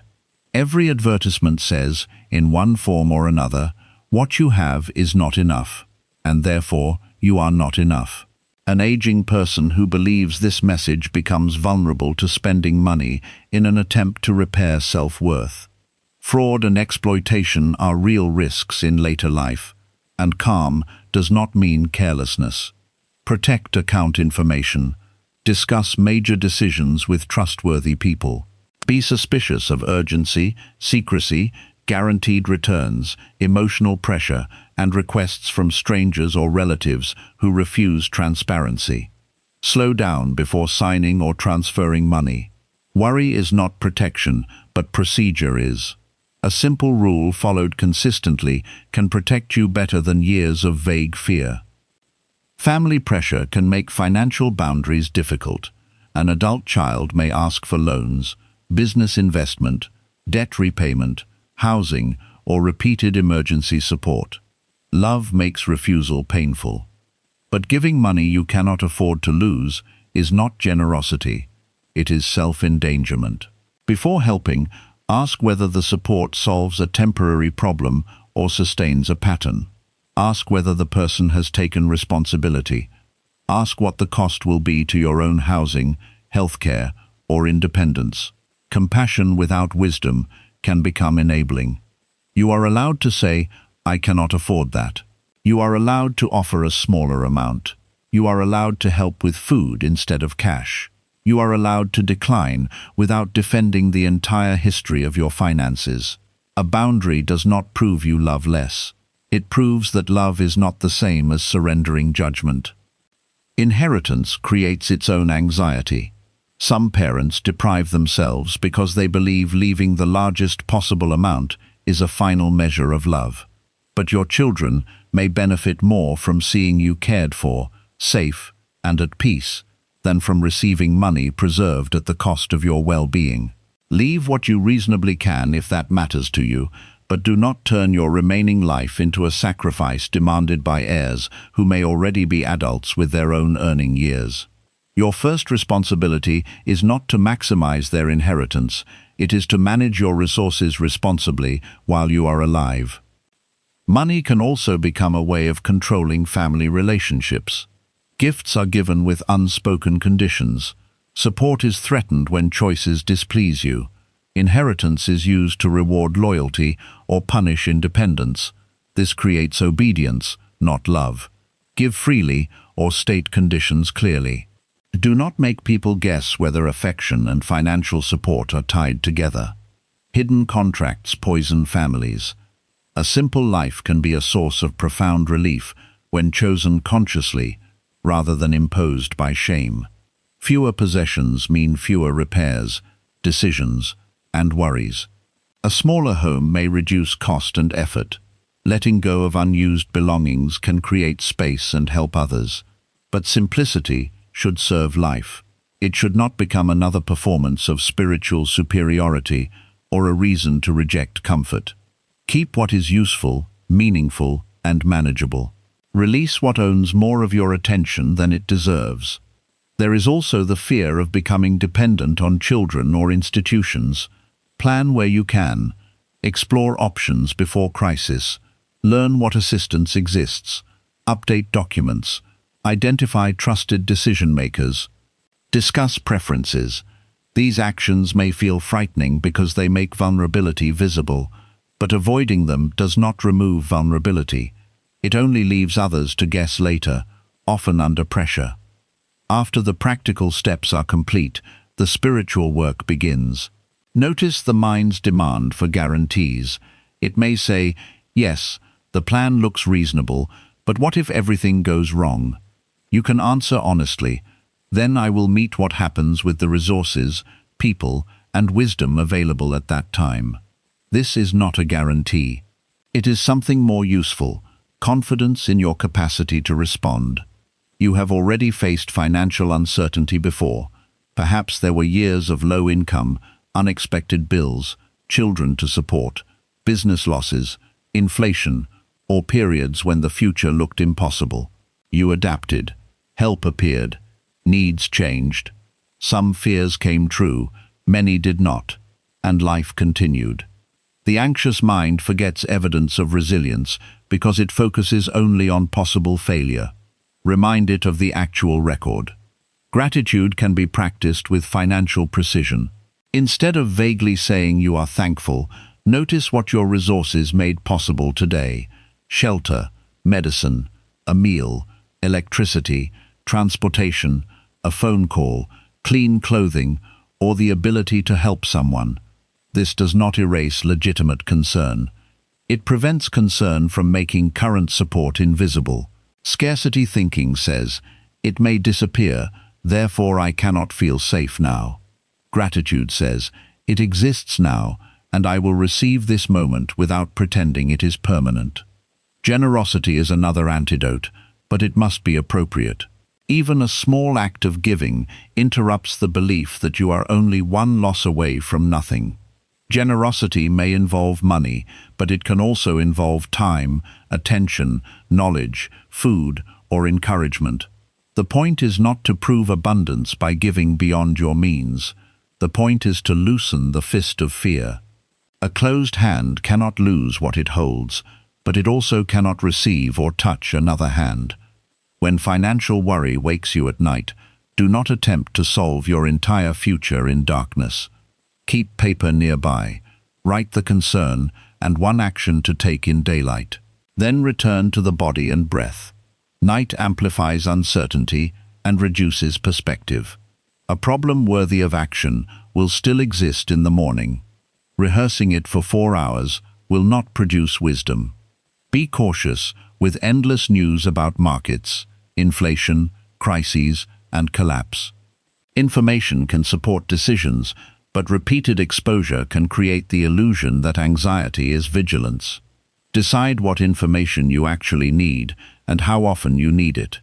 Constant checking does not create control. It trains the mind to expect threat. Your life is not your net worth. A lower balance does not make you a smaller human being. A financial mistake does not erase decades of care, work, learning, or love. Wealth can be lost quickly. Character, relationships, and spiritual understanding operate on a different accounting system. Do not let a number become the judge of your entire existence. At the same time, do not use spiritual ideas to avoid hard choices. You may need to sell something, reduce expenses, ask for advice, change living arrangements, or admit that a previous plan no longer works. Acceptance is not passivity. It is the end of arguing with facts so that intelligent action can begin. Shame delays action. Clarity makes action possible. The most peaceful elders are not always those with the most money. They are often those who know what they need, understand what they have, maintain appropriate boundaries, and no longer expect wealth to remove mortality.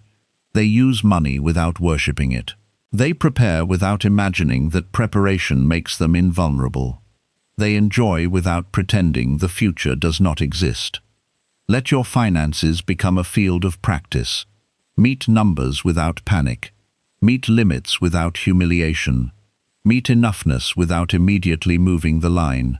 Meet requests with compassion and discernment. Meet uncertainty with preparation and then with release. Money will continue to change. Your relationship to it does not have to remain ruled by fear. You cannot purchase a future in which nothing difficult happens.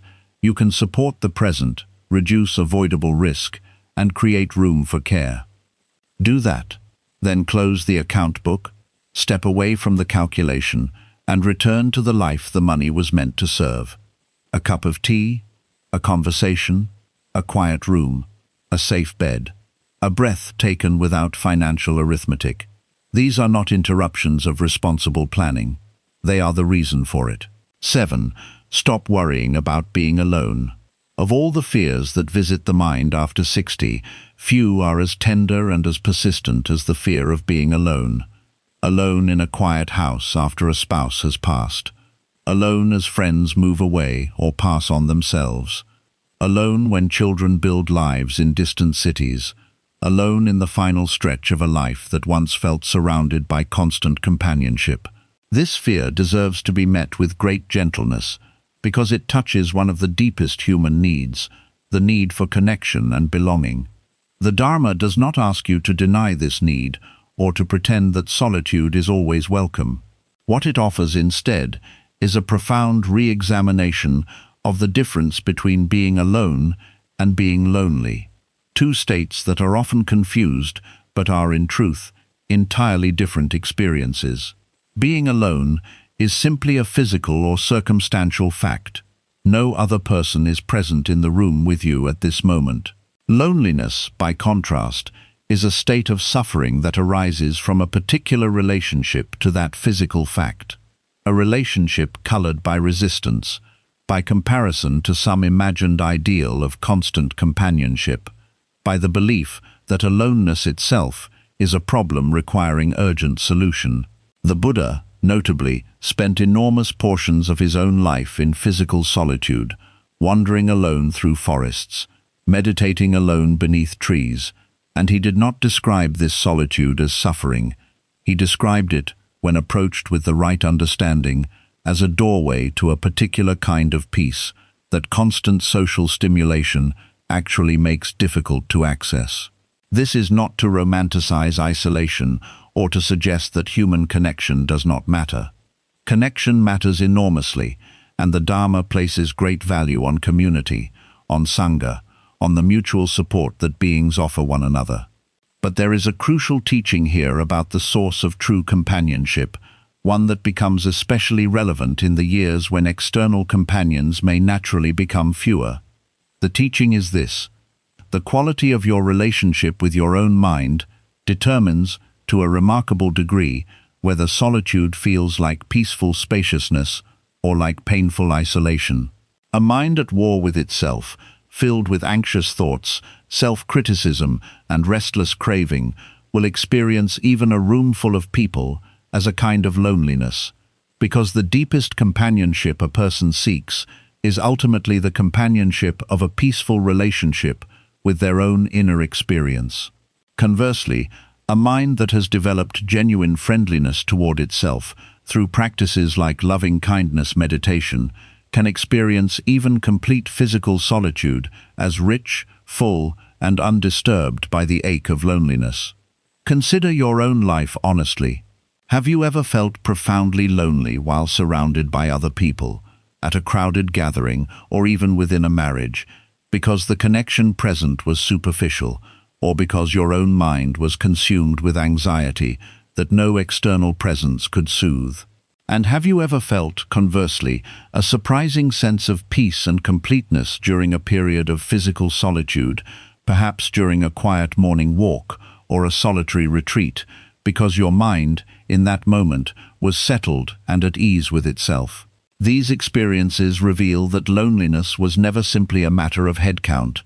It has always been, at its root, a matter of the relationship between you and your own present moment experience. This understanding opens a genuine practice, available to you regardless of your current circumstances. The practice of metta, or loving-kindness meditation, involves deliberately cultivating warmth and goodwill, beginning with yourself, then extending outward to loved ones, to neutral people, to difficult people, and eventually to all beings everywhere. Practiced consistently, this meditation gradually transforms your relationship with your own mind from one of frequent self-criticism or anxious restlessness into one of genuine friendliness and warmth. When you become, in a very real sense, your own good companion, the sting of physical solitude softens considerably, because you are no longer alone with a hostile or anxious inner voice, but alone with a mind that has learned to hold itself with kindness. There is also a practical and social dimension to this lesson that deserves honest attention alongside the inner work. The Dharma does not counsel passive withdrawal from community. If you find yourself with fewer companions than you once had, this is an invitation not to resign yourself to isolation, but to actively cultivate new sources of connection appropriate to this stage of life: a Sangha, or spiritual community, a group of fellow practitioners, volunteer work that brings you into contact with others, regular calls or visits with family that you initiate rather than passively await. Many elders find that some of the deepest friendships of their lives are formed after 60, in communities built around shared practice, shared service, or shared interest, precisely because these connections are often chosen more consciously and held more lightly than the relationships of earlier decades, which were frequently shaped by circumstance, obligation, or proximity, rather than genuine choice. There is a story told of an elderly widow who, after her husband's death, spent the first year in profound isolation, rarely leaving her home, consumed by grief and a growing fear that she would spend the remainder of her life entirely alone. A friend eventually convinced her to attend a weekly meditation group at a local center. She resisted at first, certain that sitting silently with strangers would only deepen her sense of isolation. Instead, she found that the shared silence, paradoxically, created a profound sense of connection, unlike anything she had experienced in years of casual social conversation. She began to understand that connection does not always require words, does not always require the specific companionship she had lost, but can be found in unexpected forms once the heart remains open to receiving it. Within 2 years, she described her life as containing more genuine connection than it had held even during much of her marriage, not because her husband's loss did not matter, but because she had discovered new wells of connection she had never previously known existed. Release the worry about being alone by recognizing its two components separately. Address the practical component through genuine, active effort to build appropriate connection at this stage of your life. And address the deeper component through the inner work of cultivating a warm, peaceful relationship with your own mind, so that even in moments of physical solitude, you are never truly without companionship, because you have become, through consistent practice, a source of genuine warmth and presence to yourself. The fear of being alone often becomes stronger, not only because people are absent, but because silence removes distractions. In a busy life, work, family duties, errands, noise, and constant conversation may have protected you from meeting the contents of your own mind. When the house becomes quiet, old grief, regret, resentment, and uncertainty can become audible. You may then blame the empty room for pain that was already present. Solitude did not create the wound, it simply stopped covering it. This is why filling every hour with television, phone calls, social media, or background noise may reduce discomfort temporarily without transforming loneliness.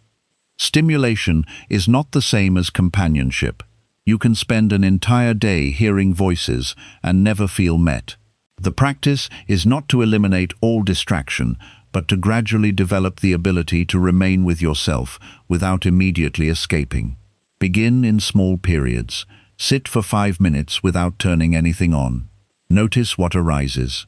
Breathe. Let the mind discover that silence is uncomfortable but not dangerous. At first, the inner voice may be harsh. It may review mistakes, criticize your appearance, predict abandonment, or insist that no one cares. Do not assume that because a thought appears in solitude it must be true. Loneliness makes thoughts sound authoritative.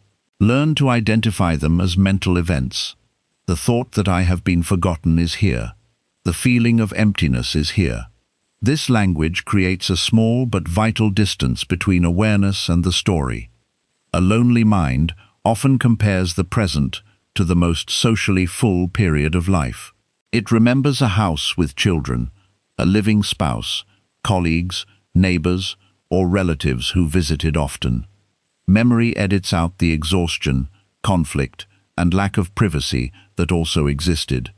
The past becomes crowded and warm. The present becomes empty and cold. This comparison is unfair because it compares a selected memory with the entire reality of today. Honor what was lost, but do not turn memory into a weapon against the life that remains. Grief and loneliness are related but not identical. If a spouse or close friend has died, You may not simply need more people. You may be longing for one irreplaceable person, one familiar voice, one history shared over decades.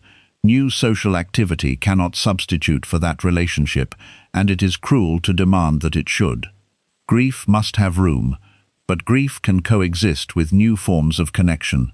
Loving what was does not require refusing what may still arrive. You may feel guilty when you enjoy yourself after a loved one's death, as though laughter betrays them. Ask whether the person you loved would truly want their memory to become a prison. Continuing to live is not forgetting. Joy does not cancel grief. The heart is large enough to carry both. In Buddhist understanding, clinging says love must keep the same form. Wisdom allows love to change form without declaring it gone. There are practical habits that make loneliness worse. Waiting for others to initiate every contact is one of them. You may think, if they cared, they would call. Perhaps they should call more, but this test leaves your well-being dependent on whether others correctly interpret your silence. Call someone, invite them, suggest a specific day, ask for a short visit rather than waiting for a perfect occasion.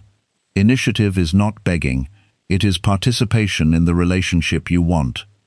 Be specific, because vague wishes rarely become plans. "We should meet sometime" is not a plan. "Would you like tea on Sunday at 4?" is "Call me whenever you are free" may place the entire burden on a busy person. "Could we speak for 15 minutes on Wednesday evening?" gives them something clear to answer. Connection often requires organization, especially when families live apart and schedules are crowded. At the same time, pay attention to reciprocity. Repeatedly chasing people who show no interest can deepen loneliness and damage self-respect. Offer sincere invitations, but notice patterns. Invest more in those who respond with consistency, even if they are not the people you originally expected to provide companionship. A neighbor, fellow volunteer, cousin, former colleague, or younger person in the community may become meaningful company. Do not reject available connection because it does not carry the title you wished it had. Many elders narrow their social world because they believe new friendship is no longer possible. This belief becomes self-fulfilling. Friendship after 60 may develop more slowly, but it can also be more honest. You no longer need to impress as much. You know that everyone carries loss. Shared vulnerability can create depth quickly. Attend something repeatedly rather than once. Familiarity grows through regular presence. One visit to a group may feel awkward. 10 visits may create belonging. Service is one of the most reliable ways to transform loneliness because it shifts attention from "who is here for me" to "where can my presence be useful?" This does not mean ignoring your needs or earning love through self-sacrifice. It means entering a field of mutuality, reading to children, helping at a community center, preparing food, mentoring, visiting someone more isolated, or sharing a skill can create connection organized around contribution rather than need alone. But do not turn service into another way to avoid receiving. Some people are comfortable helping, but deeply uncomfortable admitting loneliness. They become indispensable, so they never have to say, "I need company." Healthy connection moves in both directions. Let others know you. Accept invitations. Allow someone to bring you food, drive you, or listen to you. Mutual dependence is not weakness. It is the structure of human community. Technology can support connection, but it can also create a counterfeit version of it. Messages, videos, and online groups may genuinely reduce distance. Use them. Learn the tools without shame. Yet notice whether an hour of scrolling leaves you more connected or more aware of exclusion. Passive observation of other people's lives often increases loneliness. Active conversation, even brief, is usually more nourishing. The fear of being alone at the end of life deserves direct acknowledgement. You may imagine a hospital room, an empty house, or a final moment with no familiar hand nearby. No one can promise exactly who will be present, but the mind rehearses this image as though the feared scene is happening now. Return to fact. You are here now. What connections, plans, and conversations can you cultivate today? Future uncertainty should guide practical preparation, not occupy every present evening. Talk about care preferences. Build relationships with more than one person. Do not make a single child, spouse, or friend the entire structure of support. Learn about community resources. Keep contact information organized. These are concrete ways to reduce risk. Then release the fantasy that perfect planning can guarantee the emotional conditions of death. The deepest practice is learning to be present with experience, even when no one else can enter it for you. There is a solitude no companion can remove. Even in the most loving marriage, no one can fully inhabit your body, feel your exact fear, or think your thoughts. Human beings accompany one another, but each mind still meets experience directly. This truth can sound bleak, or it can become a source of strength. You have always possessed the capacity to meet a moment from within. Meditation develops that capacity, so aloneness becomes less like abandonment and more like direct intimacy with life. When sitting alone, notice the living world around you. The mind says, "No one is here," but the room contains light, sound, air, temperature, texture, and movement. Outside are birds, trees, traffic, rain, wind, and countless lives. This teaching does not draw the hard boundary between self and world that loneliness assumes. You are breathing air released by plants, eating food grown through soil and labor, hearing sounds produced by a living environment. Interdependence is present even when another human body is not in the room. This does not replace human affection, but it broadens the field of belonging. A daily walk at the same time can make you familiar to neighbors. Feeding birds, tending plants, or caring for an animal can create rhythm and relationship. Again, do not romanticize these as complete substitutes for people. Let them be what they are, genuine threads connecting your life to other forms of life. Create rituals for the hours most vulnerable to loneliness. Evenings may be difficult. Weekends or holidays may expose absence. Plan before the ache becomes overwhelming. A regular meal, call, group, walk, reading practice, prayer, meditation, or visit gives shape to time.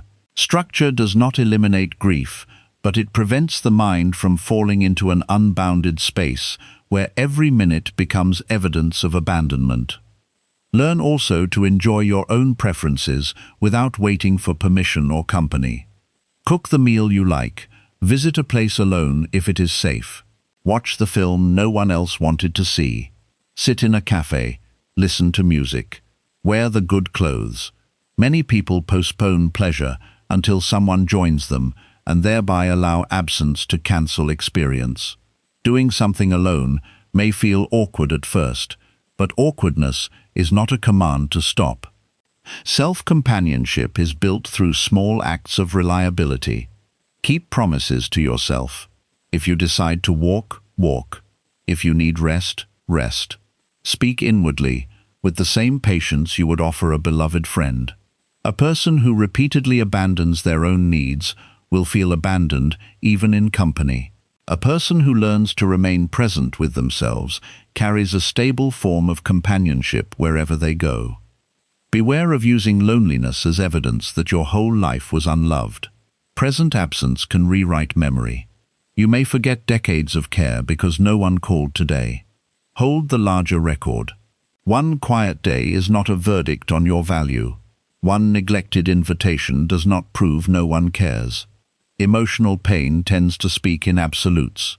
Always, never, everyone, no one. Challenge those words.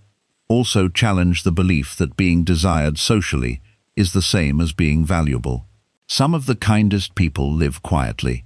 Some highly social people feel empty. Your worth is not measured by the number of messages on your phone or chairs at your table. Connection matters, but popularity is not enlightenment. Seek depth rather than evidence that you still attract attention. There may be days when loneliness remains intense despite practice and effort. Do not spiritualize away serious depression. Persistent hopelessness, loss of interest, severe sleep changes, or thoughts of self-harm require professional support. Seeking help is not failure in meditation. The Buddha's path includes wise use of available medicine and community. Mental suffering deserves care just as physical suffering does. Compassion for loneliness begins by dropping shame. Millions of elders experience it, including those with families. It is not proof that you were difficult, unsuccessful, or forgotten. Social structures change, people die, move, and become busy. Name the condition without making it an identity. Loneliness is present, is different from, I am a lonely person whose life has ended. The aim is not to become someone who never needs anyone. That would be another form of defense. The aim is to need connection without believing its temporary absence destroys you. To seek people without clinging to specific people as the only possible source of warmth. To enjoy solitude without using it to hide. To remain open without making your heart a hostage. One day, perhaps unexpectedly, you may notice that the quiet room no longer feels empty. The same silence that once accused you begins to feel spacious. You hear your breath. You notice afternoon light. A memory comes and goes without crushing you. You make tea without rushing to fill the background. This shift is not dramatic, but it is profound. You have begun to experience solitude from the inside, rather than judging it from the outside. Then companionship, when it arrives, becomes freer. You do not grip the visitor or fear the moment they leave. You can listen instead of using conversation to escape yourself. You can love without demanding that another person protect you from every quiet hour. Solitude and connection stop being enemies. Each gives something the other cannot. Release the worry that being alone means being abandoned by life. Build connection deliberately. Grieve honestly. Ask clearly. Serve and receive. Protect yourself from one-sided relationships. Practice sitting with your own mind until it becomes less hostile. Let the world be present in forms you once overlooked. You may still have lonely moments, but they no longer need to define the whole landscape of your remaining years. 8. Stop worrying about your legacy and being remembered. There is a quiet, often unspoken worry that visits many people in their later years, one that rarely gets said aloud, even to close family, because it feels almost embarrassing to admit, will I be remembered? Did my life matter? Will my name, my story, my particular contribution to this world fade away completely once I am gone, as though I had never existed at all? This worry often intensifies with age, precisely because the years remaining to build or secure a lasting legacy feel increasingly limited, and because you may begin to notice how quickly even significant historical figures fade from collective memory within a generation or two. The Buddha's teaching on this worry is perhaps one of his most radical and, for many people, most initially difficult to accept. He taught that the very desire to be remembered, to leave a permanent mark, to be preserved in the memory of others, is itself a subtle but powerful form of clinging to a fixed, permanent self, precisely the same illusion of permanence that underlies so much human suffering. The self that wishes to be remembered is grasping for a kind of immortality through the minds of others, attempting to extend its existence beyond the natural limits of a single lifetime by living on in memory, in reputation, in the stories others tell. This desire, however understandable and deeply human, is built on the same fundamental misunderstanding that the entire teaching of the Dharma seeks to dissolve: the belief in a solid, continuous self that must be protected and preserved at all costs, including protection against the ultimate erasure of being forgotten. This does not mean your life does not matter, or that the good you have done has no lasting value. Quite the opposite. The Buddhist teaching on interdependence, on paticca reveals that every action you have taken across your entire life continues to ripple outward through cause and effect, whether or not anyone consciously remembers that it was you specifically who set those ripples in motion. The kindness you showed a struggling stranger decades ago may have changed the course of that person's life in ways that continue to unfold today, entirely disconnected from any memory of your name. The values you instilled in your children have already become part of who they are and will shape how they raise their own children, whether or not future generations consciously trace this influence back to you. Your legacy, in the deepest sense, is not dependent on being remembered by name. It is already woven permanently into the fabric of cause and effect that constitutes reality, regardless of whether any human memory preserves the specific details of your particular life story. Consider the actual mechanism by which the craving for legacy generates suffering. When your sense of meaning becomes dependent on being remembered, you place your peace of mind in the hands of factors entirely outside your control, the memory and choices of other people, most of whom will themselves live only a limited number of years before their own memories fade, or they too pass away, taking their recollections of you with them. Even the most celebrated historical figures are, within a few generations, reduced to a handful of facts in textbooks, stripped of the actual texture and richness of their lived experience. If even the most famous humans in history cannot secure permanent, detailed remembrance, then attaching your peace of mind to this outcome guarantees eventual disappointment, regardless of how significant your life's contributions may have been. The alternative the Dharma offers is not despair about impermanence, but a radical reorientation toward what actually can be controlled and what actually matters in this present moment. Rather than asking, "Will I be remembered?" the Dharma invites you to ask, "Am I living, right now, in accordance with my deepest values? Am I offering kindness, presence, and wisdom to the people actually in front of me today?" This shift moves your sense of meaning from an uncontrollable future outcome to a controllable present moment practice, and this shift alone dissolves an enormous amount of the anxiety associated with legacy worry. There is a teaching story about a great craftsman who spent his life building beautiful furniture, each piece carefully made to last for generations. In his old age, a student asked him whether he worried that future owners of his furniture would not know his name, would simply use the pieces without any awareness of who had made them with such care. The craftsman replied that when he was young, this thought would have troubled him deeply. But now, in his later years, he found joy simply in the act of making something well, in the quality of attention he brought to each joint and each polish, regardless of whether his name survived alongside the work. He said that the joy of the making had always been available to him in the present moment of creation, while the joy of being remembered was a joy he would never actually be alive to experience, since by definition it could only be enjoyed by others after his own death. Why, he asked, would he sacrifice the certain joy of the present moment for an uncertain, unexperienced joy in an imagined future? This reframing does not diminish the value of your life's work or your relationships. It simply relocates the source of meaning from an external, uncertain, and ultimately uncontrollable outcome to an internal, certain, and fully controllable practice. The quality of presence, love, and integrity you bring to each remaining day.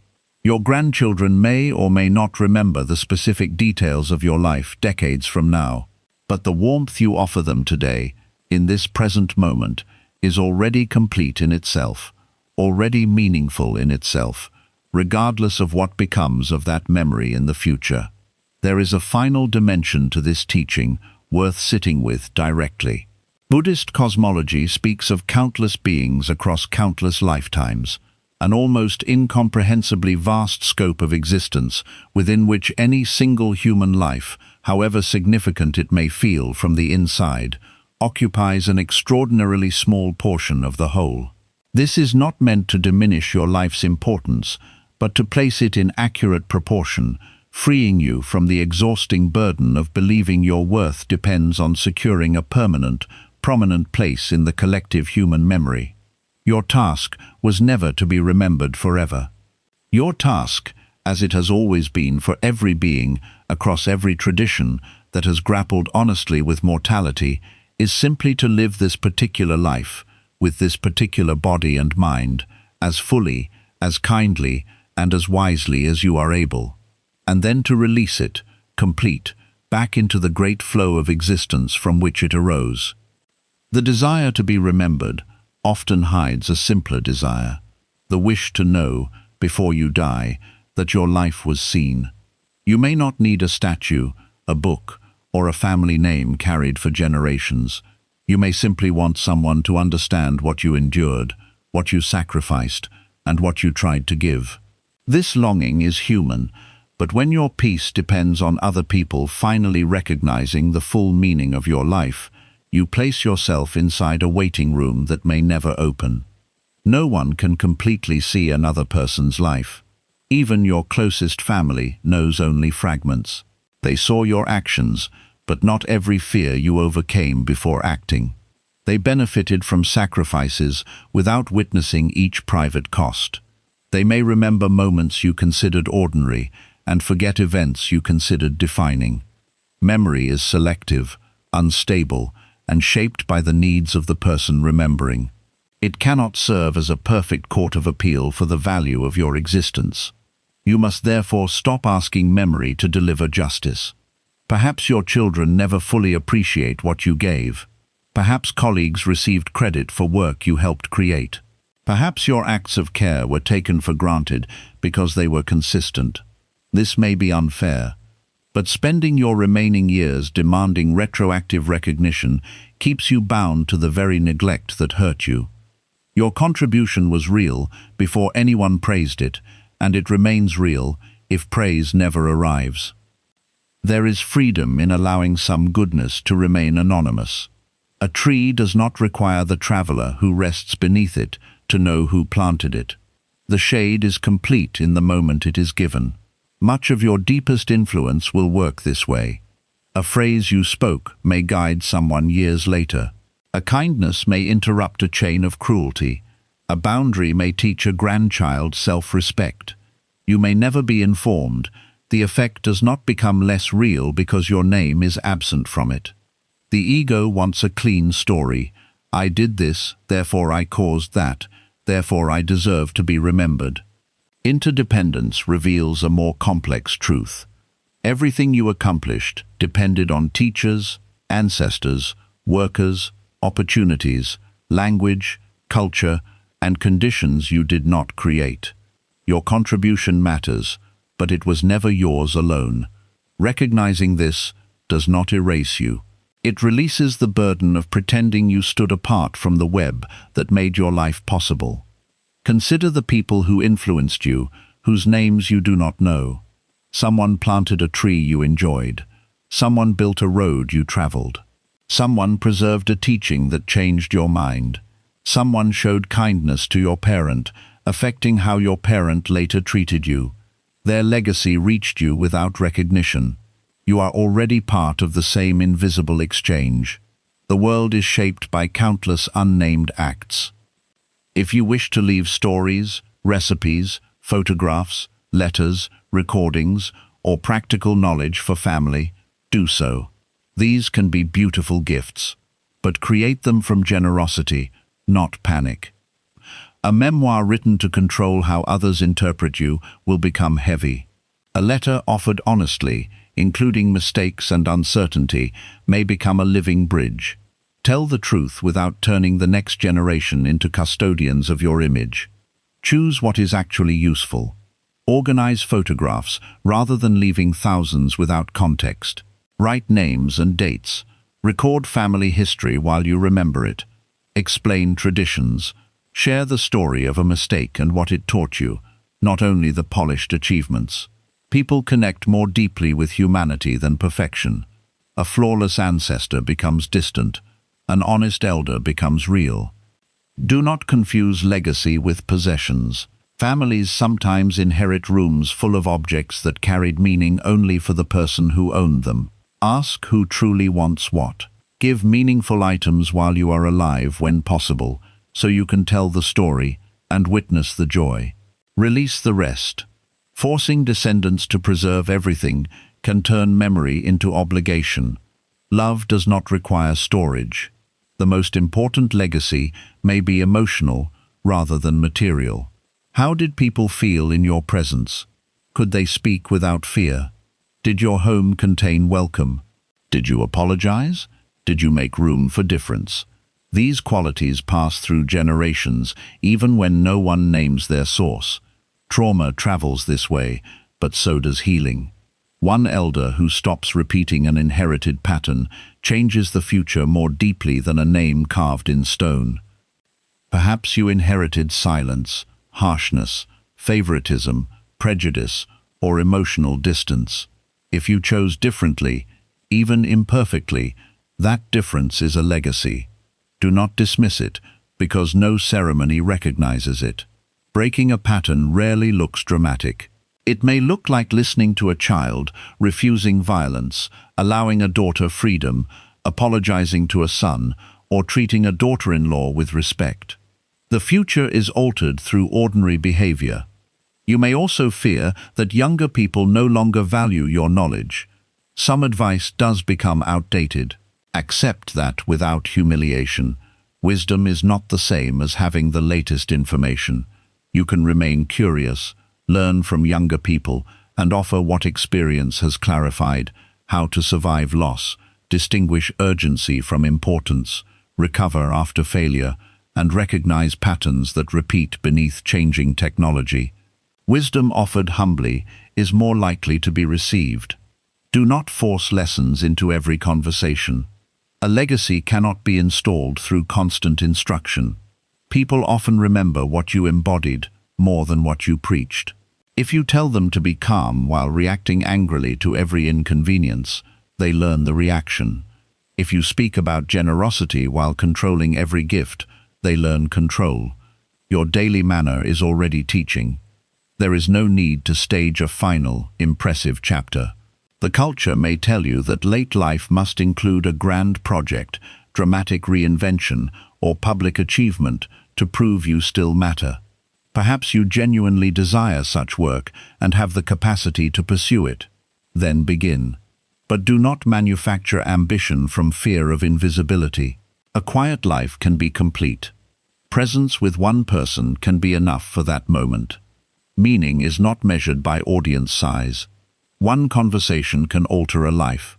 One repaired relationship can end years of suffering. One act of forgiveness can release a family. A person obsessed with being remembered by thousands may fail to be truly present with the person sitting across from them. Do not sacrifice the real witness for the imagined crowd. Your name will eventually fade.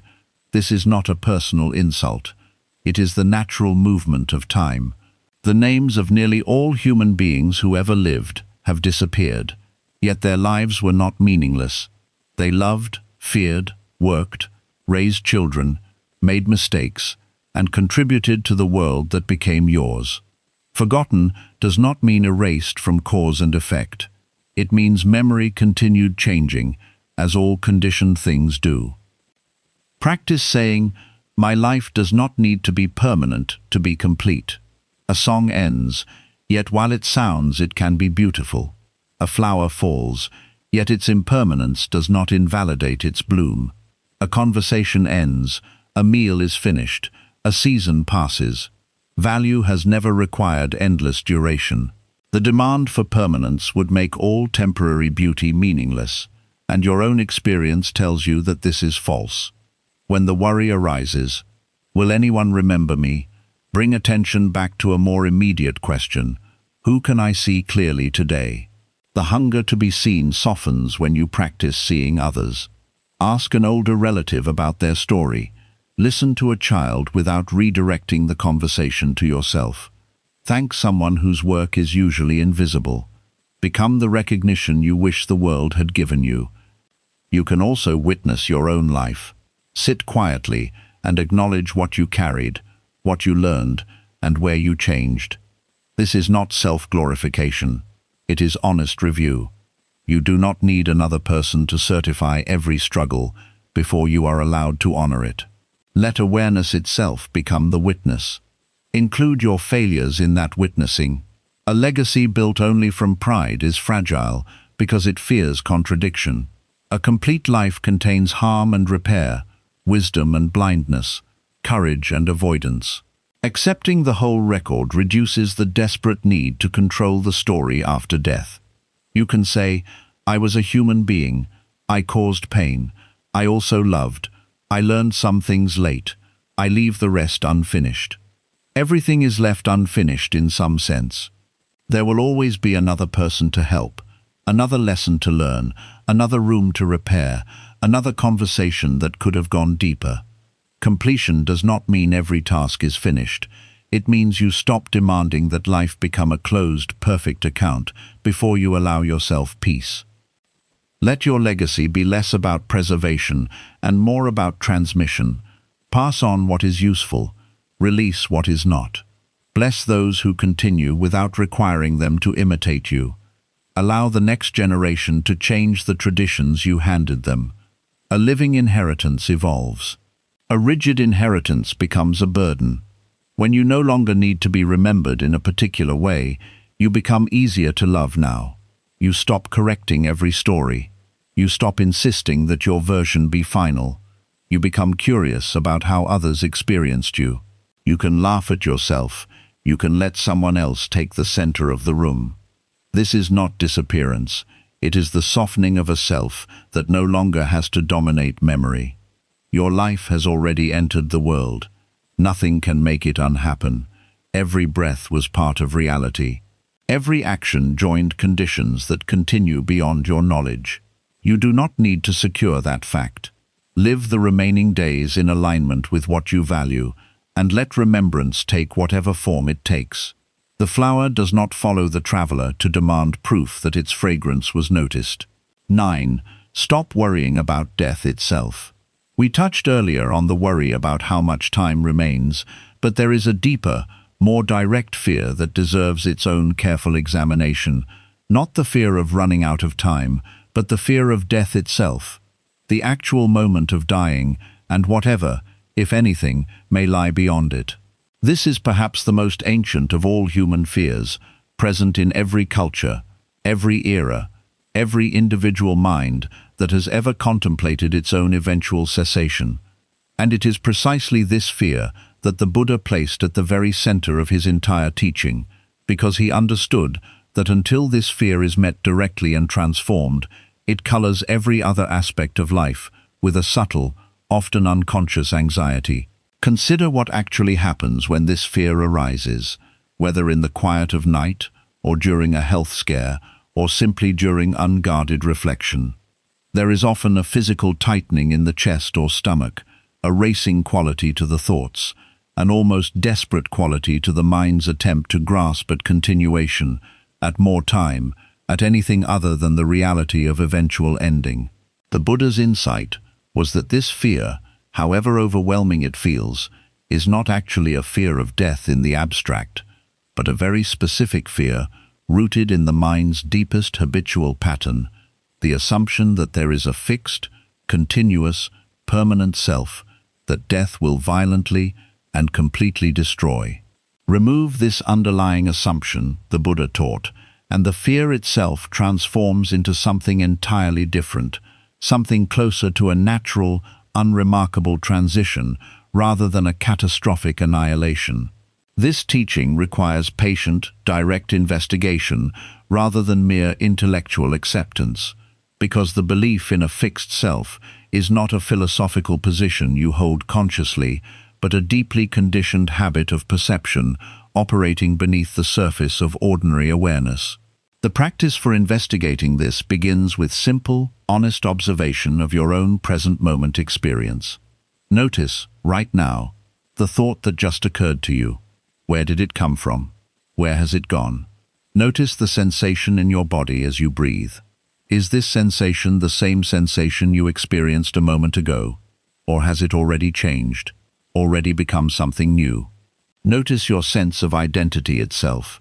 Is the you reading these words identical to the you of 10 years ago in every respect, or has that you already undergone countless changes, countless small deaths and rebirths of thought, cell, memory, and understanding? Through this kind of direct, repeated observation, practiced consistently over time, many meditators arrive at a genuinely different relationship with the concept of self. One that reveals the self not as a fixed entity residing somewhere inside the body, but as a continuously arising and passing process, more like a flame than a stone, more like a river than a monument. A flame does not fear the wind that will eventually extinguish it, because a flame was never a solid thing to begin with. It was always simply a process of combustion, arising moment to moment from its conditions, and its ending is not a violent destruction of something solid, but simply the natural conclusion of a process that was never anything other than continuous change from its very beginning. This is not a teaching meant to be believed merely on faith or repeated as a comforting slogan. It is an invitation to direct experience, available to you through consistent meditation practice, through the honest, repeated observation of your own mind and body in the present moment. Many long-term practitioners report that, as this understanding deepens through direct experience rather than mere intellectual agreement, the fear of death gradually loosens its grip, not because death has become less certain, but because the underlying assumption that generated the fear, the belief in a solid self with everything to lose, has itself been seen through and released. There is also a practical, compassionate dimension to this teaching that deserves attention alongside the more philosophical investigation. The Buddha taught the practice of maranasati, the mindful contemplation of death, not as a morbid indulgence, but as a powerful tool for living more fully in the present. Traditional practice involves reflecting regularly, even daily, on statements such as, "I am of the nature to die. There is no way to escape death." This may sound bleak at first encounter, but practitioners consistently report the opposite effect. Regular contemplation of death's certainty tends to sharpen appreciation for the present moment, reduces the tendency to postpone meaningful action or important conversations, and paradoxically increases both gratitude and peace, because so much of our low-grade, chronic anxiety about death comes precisely from avoidance and denial, rather than from direct, honest acknowledgement. There is a story of a dying teacher who, in his final days, was surrounded by grieving students, many of them in tears, unable to accept that their beloved teacher was passing. The teacher, remaining remarkably calm, gathered his students close and said that he had spent his entire adult life preparing for exactly this moment, watching his own thoughts arise and pass away in meditation for decades, and that death now appeared to him not as a stranger, but as an old, familiar friend whose visit he had long anticipated with curiosity rather than dread. He told his students that their grief was a natural expression of love, and that he did not ask them to suppress it, but he wished them to know that he himself was meeting this moment without the terror that so often accompanies dying, precisely because he had done the inner work, across many years, of understanding directly what it was that was actually ending, and what, in a deeper sense, was not subject to ending at all. Whether or not you have engaged in decades of formal meditation practice, the invitation of this lesson remains available to you starting today. Begin simply by allowing thoughts of death to arise without immediately pushing them away. Sit with the sensations that accompany these thoughts. Breathe into them, and notice that even the fear itself is simply another passing mental and physical experience, arising and eventually softening, exactly like every other thought and sensation you have ever experienced across your entire life. You have already survived every wave of fear that has ever arisen in your mind. This wave too, however large it may feel, is simply another wave in the same ocean of awareness that has held every wave before it, and that awareness itself, unlike the waves that pass through it, has never once been threatened by any of them. The fear of death often becomes most intense when it remains vague. The mind says, death, and immediately produces darkness, separation, helplessness, pain, unfinished business, and the loss of everything familiar. Because all of these fears arrive together, they feel like one enormous wall. Break the wall into its actual parts. Are you afraid of pain, of losing control, of leaving loved ones, of what comes after, of nothingness, of being unable to communicate? Each fear requires a different response. Vagueness magnifies terror. Clarity makes practice possible. The fear of physical pain should be met practically. Learn what modern comfort care can offer. Speak with doctors. State preferences. Ask questions before crisis.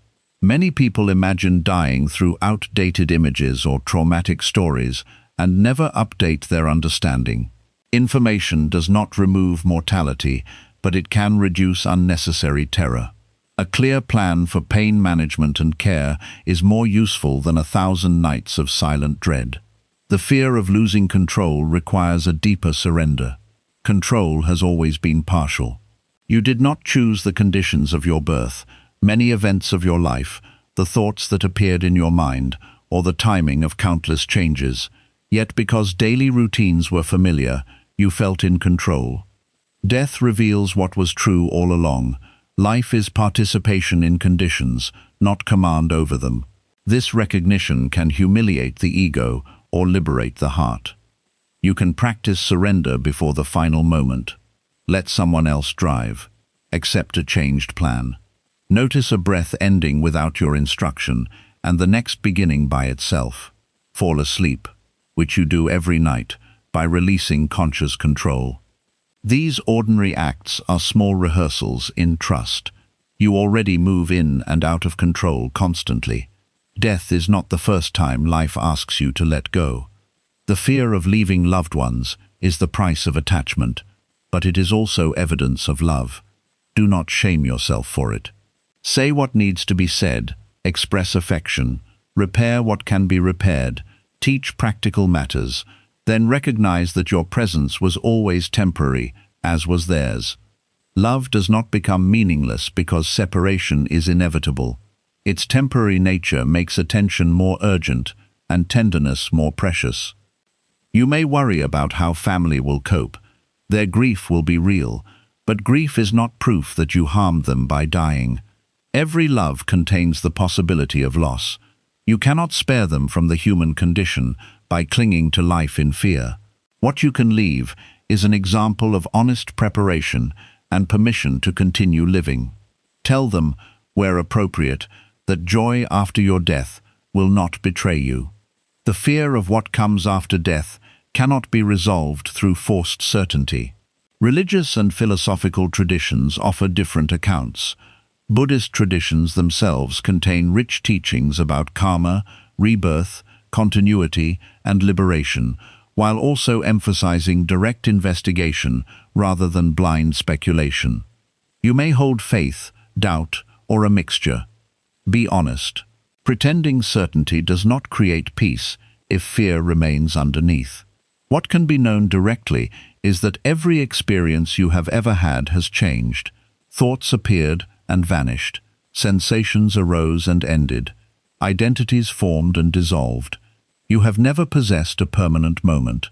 Death belongs to this universal pattern of change, though its scale makes it feel unique.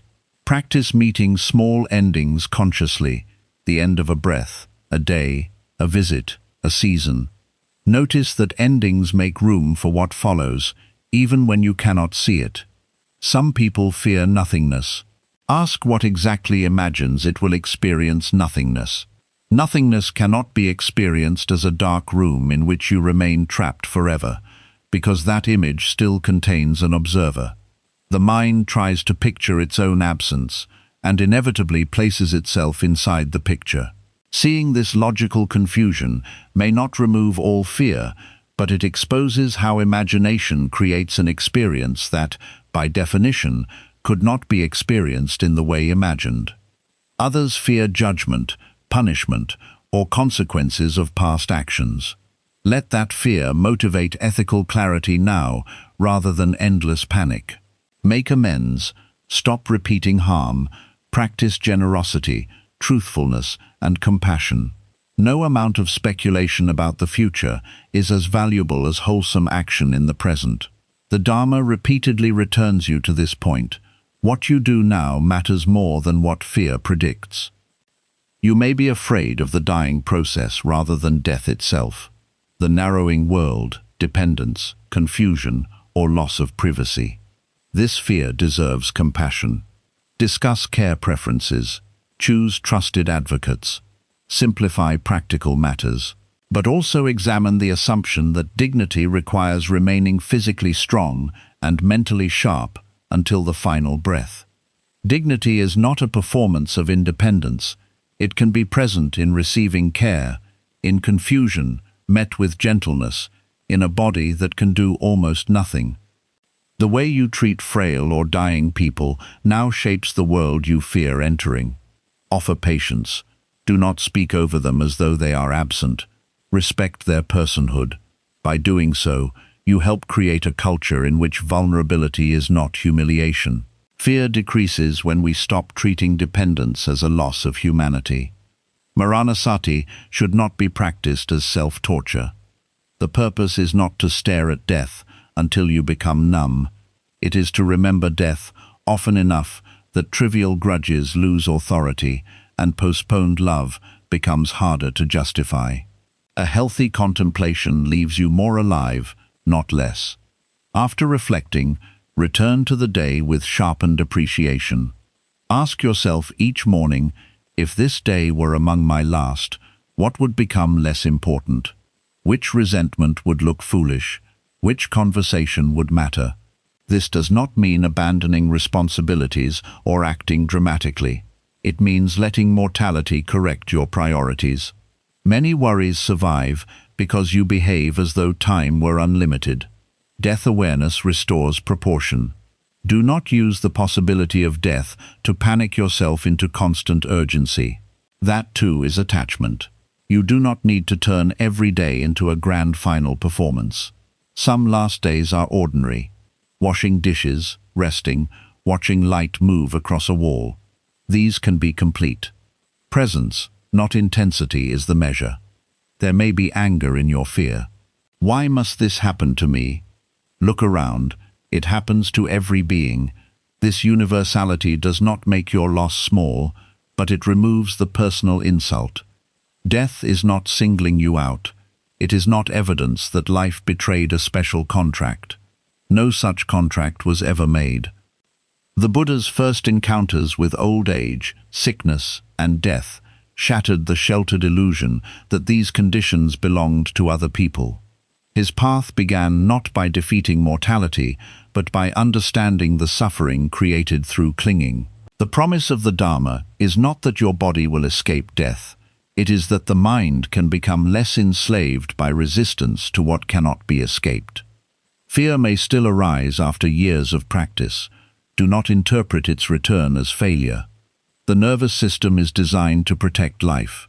A sudden diagnosis, pain, or breathlessness may awaken instinctive terror. Practice means you can notice the fear without building an entire identity around it. Courage is not the absence of fear. It is the capacity to remain present while fear moves through. When fear appears, locate it physically. Is it tightness in the throat, pressure in the chest, coldness in the hands? Stay with sensation before following the story. Sensation changes. It pulses, moves, expands, softens.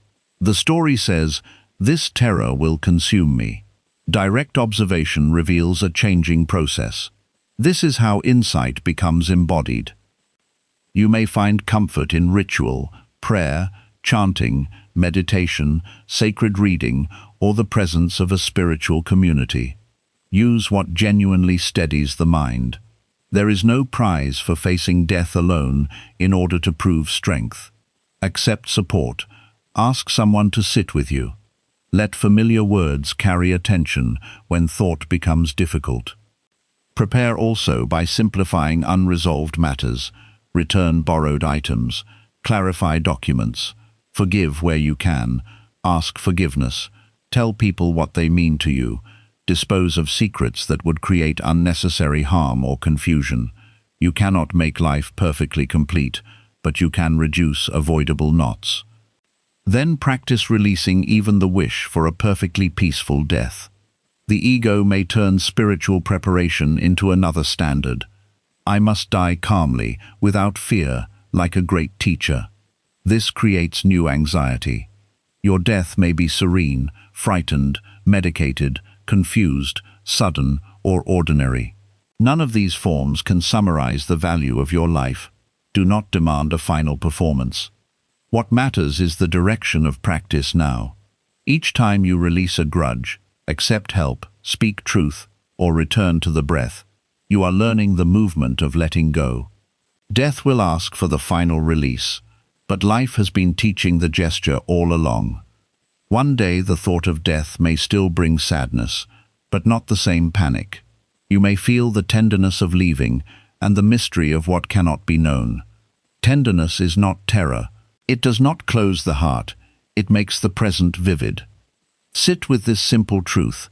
You are alive now, and you will not always be. Both halves are necessary. Forget the first, and contemplation becomes despair. Forget the second, and life becomes careless postponement. Hold them together. Because death is certain, this breath matters. Because its timing is uncertain, love should not be delayed. Because nothing can be kept forever, receive what is here without trying to own it. Release the demand that death explain itself before you allow yourself peace. You were not required to understand birth before entering life. You may not understand death before entering it. Meet what can be known, prepare what can be prepared, and let mystery remain mystery. A mind that no longer insists on certainty can rest even at the edge of the unknown. Stop worrying about not having lived enough. There is a final worry, perhaps the most quietly devastating of all, that visits many people in the later decades of life, often disguised as simple reflection, but carrying, underneath, a deep current of grief. The worry that you did not live enough, did not risk enough, did not experience enough, that somewhere along the way you settled for a smaller life than the one you were capable of, and that it is now too late to reclaim what was lost. This worry can surface while looking through old photographs, while hearing of an acquaintance's adventurous travels, while watching younger people pursue dreams you once held and quietly set aside for the sake of responsibility, security, or fear. The Buddha's teaching offers two distinct and equally important responses to this worry, and it is essential to hold both together rather than choosing only one. The first response addresses the question of whether it is truly too late for new experience, and the honest answer, more often than the anxious mind believes, is no. The Dharma does not teach that a particular chronological age forecloses the possibility of growth, adventure, learning, or joy. History and the lives of ordinary elders around the world are filled with examples of people who began entirely new chapters after 60, 70, even 80 years of age.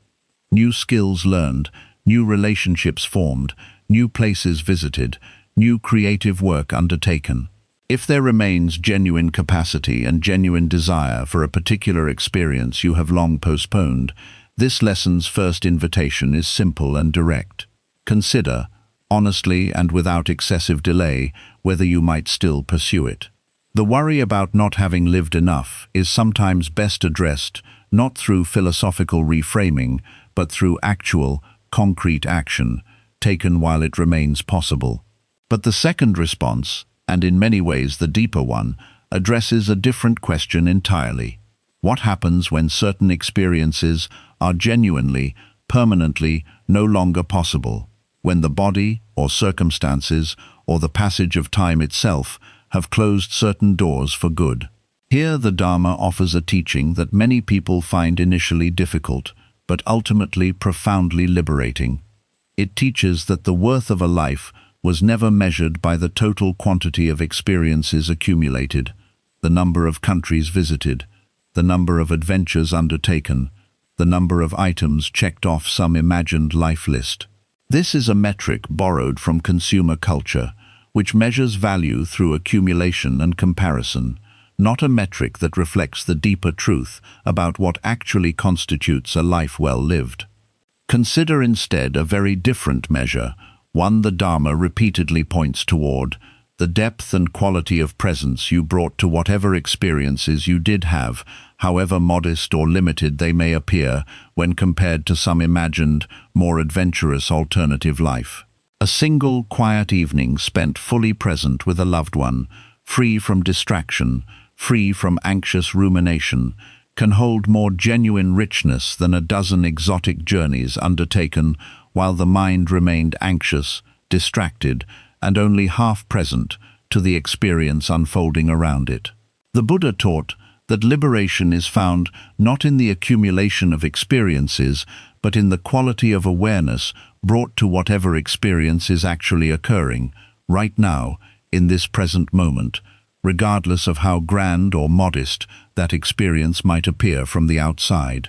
This teaching does not ask you to deny genuine regret about doors that closed, dreams that went unrealized, risks that went untaken. Regret, examined honestly rather than suppressed, can be a valuable teacher, revealing something true about your own values and desires. But there is a crucial distinction between honoring regret as useful information and allowing regret to metastasize into a chronic, corrosive belief that your entire life has been somehow insufficient or wasted. The first response leads to wisdom and, where possible, to renewed action. The second response leads only to suffering, compounding the original limitation with an additional, self-generated layer of judgment and despair that serves no one, least of all you. There is a story told of an elderly woman who had spent her entire adult life caring for her family in a small village, never traveling beyond a modest radius from her home, never pursuing the artistic career she had once dreamed of as a young woman. In her final years, a visiting relative, aware of her long-abandoned dream, asked her whether she felt her life had been wasted, confined as it had been to such a small physical territory. She replied, without hesitation, that she had raised children who became kind and capable adults, that she had tended a garden that fed and delighted her family for decades, that she had been present for thousands of ordinary mornings and evenings with people she loved deeply, and that she considered this a full and complete life, not a lesser version of some other life she had failed to live. She said that comparing her actual life to an imagined alternative life was like comparing a real, ripe fruit to the mere idea of a different fruit that had never actually grown. The real fruit, however humble, was the only one that had ever truly nourished anyone. This is not a teaching that asks you to abandon ambition or to pretend that unfulfilled dreams do not matter. It is an invitation to release the specific, corrosive comparison between the life you actually lived and an imagined alternative life that exists only as a fantasy, never subjected to the actual difficulties, compromises, and complexities that any real life, however adventurous, would also have contained. The traveler who circled the globe also faced illness, loneliness, financial strain, and moments of profound doubt, exactly as your own chosen path contained its own difficulties alongside its own particular gifts. There is no life without both, and the comparison between your actual, textured, complicated life and an idealized fantasy of an alternative path will always, by definition, favor the fantasy, because fantasies are never subjected to the full weight of lived reality. As you enter whatever years remain to you, this final lesson offers a practice you can begin immediately. Each evening, rather than reviewing the day through the lens of what was missing, what could have been grander, what opportunities may have passed by unnoticed, take a few quiet moments to notice what was actually present. A conversation, a meal, a moment of sunlight through a window, a memory that surfaced with unexpected sweetness. This is not a denial of larger dreams or larger regrets. It is a gradual retraining of attention toward the actual texture of your actual life, which, examined closely and without the distorting lens of comparison, very often contains far more richness than the anxious, comparing mind initially perceives. The feeling that you did not live enough usually comes from comparing your real life with an imaginary life that never had to face consequences. In the imaginary life, you took every brave risk, and none of them destroyed your security. You followed love and were never betrayed. You changed careers and succeeded. You traveled without illness, loneliness, expense, or exhaustion. You spoke every truth and were understood. Of course, the imaginary life appears richer. It has been edited by desire and protected from reality. Your actual life had limits. Money was limited. Energy was limited. Knowledge was limited. Responsibilities were real. You made decisions without knowing what you know now. It is dishonest to judge the younger version of yourself using information available only after decades of consequence. Hindsight speaks as though the correct road was obvious. It was not obvious when you stood at the crossing. Perhaps fear did stop you. Admit that without cruelty. There may have been doors you could have opened and did not. Acknowledgement is cleaner than excuse. But after acknowledging it, ask what the regret is requesting now. Is there an action still possible? A conversation, journey, class, creative practice, apology, or relationship. Then take the smallest real step. Regret becomes useful when translated into movement. Do not wait for the perfect final chapter. At your age, conditions may never become ideal. Travel may require assistance. Learning may be slower. Creativity may need adaptation. Begin imperfectly. The goal is not to become the younger person who missed the chance. The goal is to let the person you are now respond honestly to what still calls. You may not be able to pursue the original dream in its original form. That does not make every form impossible. Perhaps you cannot become a professional artist, but you can paint. You cannot cross a continent alone, but you can visit one meaningful place with help. You cannot rebuild a career, but you can mentor someone entering it. Attachment insists fulfillment must look exactly as first imagined. Wisdom asks what essence of the dream remains available.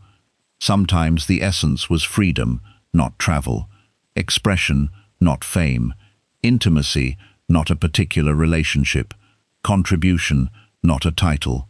Identify the deeper need beneath the lost form. Life may still offer another doorway to it.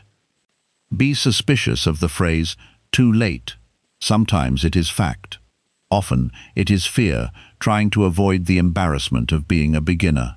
Older adults may refuse to learn because they cannot tolerate appearing slow. But beginnerhood is not humiliation. It is evidence that life is still capable of surprising you. Learn the device, language, instrument, practice, or skill badly at first. Youth does not own curiosity. At the same time, do not turn late life into a frantic attempt to consume experiences before time runs out. A bucket list can become another instrument of inadequacy. Each completed item creates pressure to complete the next. The mind remains elsewhere, photographing moments instead of inhabiting them. Experience collected without presence does not cure the fear of having missed life. Ask what enough would actually mean. How many journeys, achievements, loves, or adventures would satisfy the mind permanently? There is no number. Craving always adds one more. The question is not whether you accumulated enough experience, it is whether you can stop treating the present as insufficient. Many lives that look ordinary from outside contain immense courage. Raising a family, surviving illness, caring for parents, working for decades, rebuilding after loss, staying kind under pressure. These may not produce dramatic photographs, but they are not small.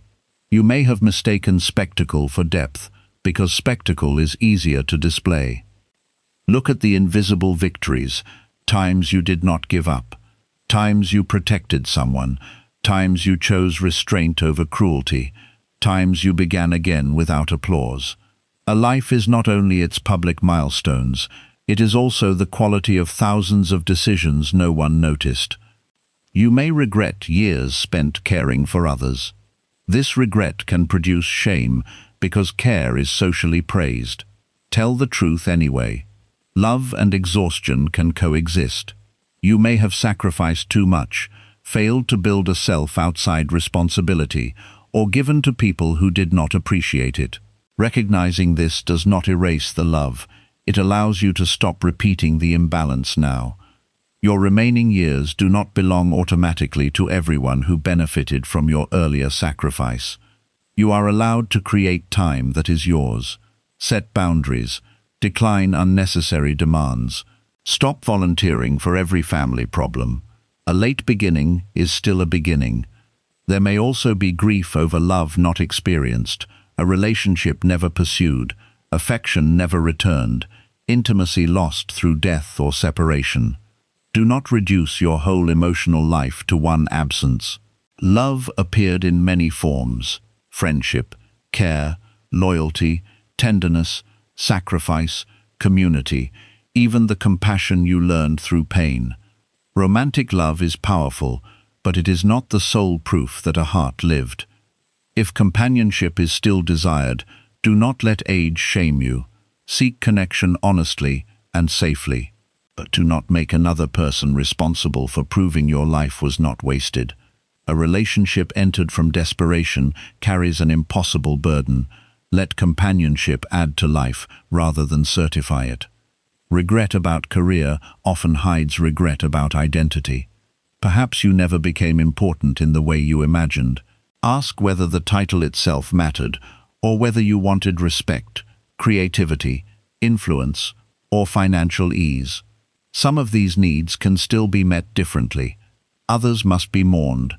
Mourning is not failure. It is the honest ceremony of releasing a future that will not occur. Give grief a boundary. Write about the unlived life. Name what you lost. Cry if tears come. Then close the notebook and return to what is living. Without a boundary, reflection becomes a daily trial in which the actual life is always found guilty. Do not let younger people's beginnings make your ending feel empty. Their future is not evidence against your past. You are seeing their possibilities from outside, not the fear and uncertainty they carry. Bless their beginning without using it to punish your own path. You still possess something youth cannot purchase: perspective on consequence. You know that success does not remove sorrow, that people change, that health is temporary, that pride costs relationships, and that many emergencies are survivable. This knowledge can deepen every remaining experience if you stop wishing to trade it for a younger body. The present does not ask whether you arrived by the ideal route. It simply opens. A meal can be tasted now. A person can be forgiven now. A skill can be practiced now. The sky can be noticed now. Presence does not require a better biography. Each evening, review the day without turning it into an accounting of achievement. Ask, where was I awake? Where did I act from fear? What small thing was complete? This trains the mind to recognize life while it is happening. Otherwise, you may spend your final years regretting earlier decades and later realize you also missed the final years through regret. Make peace with ordinariness.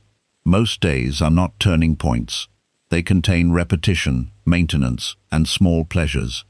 A life made only of extraordinary moments would be exhausting and impossible. The ordinary is not filler between important events. It is the substance of existence. A cup held in aging hands, a familiar room, the sound of someone's laughter, clean sheets, a slow walk, food shared, a prayer remembered. These are not consolation prizes. They are life in its direct form. The mind overlooks them because they do not improve the story it wants to tell about itself. There is still time to become more honest, even if there is not time to become everything. That distinction matters. Completion does not require fulfilling every possibility. It requires ceasing to betray what you know is true now. Speak more plainly. Love less defensively. Use your time according to present values rather than old expectations. You may die with desires unfinished. Everyone does. The existence of unfinished desire does not prove the life failed. A musician's final song ends while more music could have been made. A gardener dies while another season waits. Life is not completed because possibility is exhausted. It is completed because the conditions supporting this particular form come to an end. Release the fantasy that somewhere there was a perfect version of your life waiting to be chosen. Every road would have contained loss. The career might have cost family. The relationship might have changed. The adventure might have become loneliness. The secure path had costs, but so would the bold path. You cannot compare reality with fantasy and reach a fair verdict. Forgive yourself for being a human being rather than an all-knowing author. You made choices from the consciousness available then. Some were wise, some were fearful, some harmed, some protected. Learn what remains useful and stop demanding a retrial of decisions whose evidence can no longer be changed. Then live the next day as a whole life in miniature. Wake. Receive the body you have. Attend to what matters. Notice craving and fear. Offer kindness. Rest. Let the day end. A day lived with awareness is not a small achievement. It is the entire path expressed within 24 hours. You do not need more years in order to begin living deeply. You need contact with the moment that is already here. Whether many years remain or very few, depth is available immediately. This is the final answer to the fear that you have not lived enough. Stop measuring life only by its length and variety. Meet it now with undivided attention. One fully inhabited moment is not a replacement for the past. It is the end of abandoning the present. We have walked together tonight through 10 burdens that so many people carry silently into their later years. The worry about what others think, the worry about an unchangeable past, the worry about remaining time, the worry about a changing body, the worry about children who no longer need constant guidance, the worry about money, the worry about solitude, the worry about being remembered, the worry about death itself, and the worry about a life that may feel, in quiet moments, as though it was not fully lived. 10 burdens, and yet, as we have seen again and again throughout this teaching, they are not really 10 separate problems requiring 10 separate solutions. They are 10 different faces of the same underlying pattern, the same ancient habit of the untrained mind, the tendency to cling to permanence in a world the Buddha described, with complete accuracy, as fundamentally impermanent, and the tendency to construct an anxious, defended self that must be endlessly protected, justified, and preserved against every possible loss. If there is one single teaching you carry away from everything spoken tonight, let it be this. The worry was never actually protecting you. Not once. Across all the years you have carried it. Worry did not prevent a single hardship from occurring. It did not soften a single blow when the hardship arrived. It did not add a single day to your life or a single ounce of strength to your body. What it did, reliably and consistently, was steal attention and peace from thousands of present moments that might otherwise have been lived fully, moments now gone, spent instead rehearsing fears about a future that, in most cases, never unfolded the way the anxious mind predicted it would. This is not a teaching of blame directed at yourself for the decades already spent this way. Self-criticism about having worried too much is simply another form of the very pattern we are working to release. Instead, let this be a teaching of compassionate recognition. You were doing the best you knew how to do, with the understanding you had at the time, exactly as every human being does. The Dharma was available to you then too, waiting patiently, but perhaps you had not yet encountered it, or had not yet accumulated the particular life experience that would allow these teachings to land with their full weight and meaning. That time has arrived now. You are here, tonight, listening to these words, and that alone suggests something in you is ready for a different relationship with the remaining years of your life. Consider, for a moment, the years that remain to you, however many or few they may turn out to be. No one, not even the wisest teacher, can tell you the exact number. But this uncertainty, which the anxious mind experiences as a threat, can also be experienced very differently, as an invitation to bring your full attention to each day as it actually arrives, rather than mortgaging today's peace against tomorrow's uncertain events. The Buddha taught that the entirety of practice, in its essence, comes down to this simple, endlessly repeatable act, returning attention, again and again, to what is actually here, right now, rather than to the mind's endless projections about what might occur. You do not need to achieve perfect enlightenment to benefit from these teachings. You do not need to eliminate every trace of worry permanently and completely before you can begin to experience relief. The practice is gradual, forgiving, and available to you in small moments throughout each remaining day.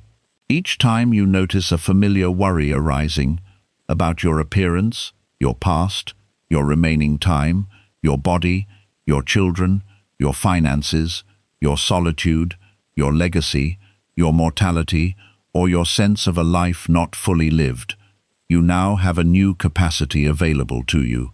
The capacity to notice the worry clearly, to understand its underlying pattern, and to gently, without force or self-judgment, return your attention to the breath, to the present moment, to the actual texture of the life still unfolding in front of you.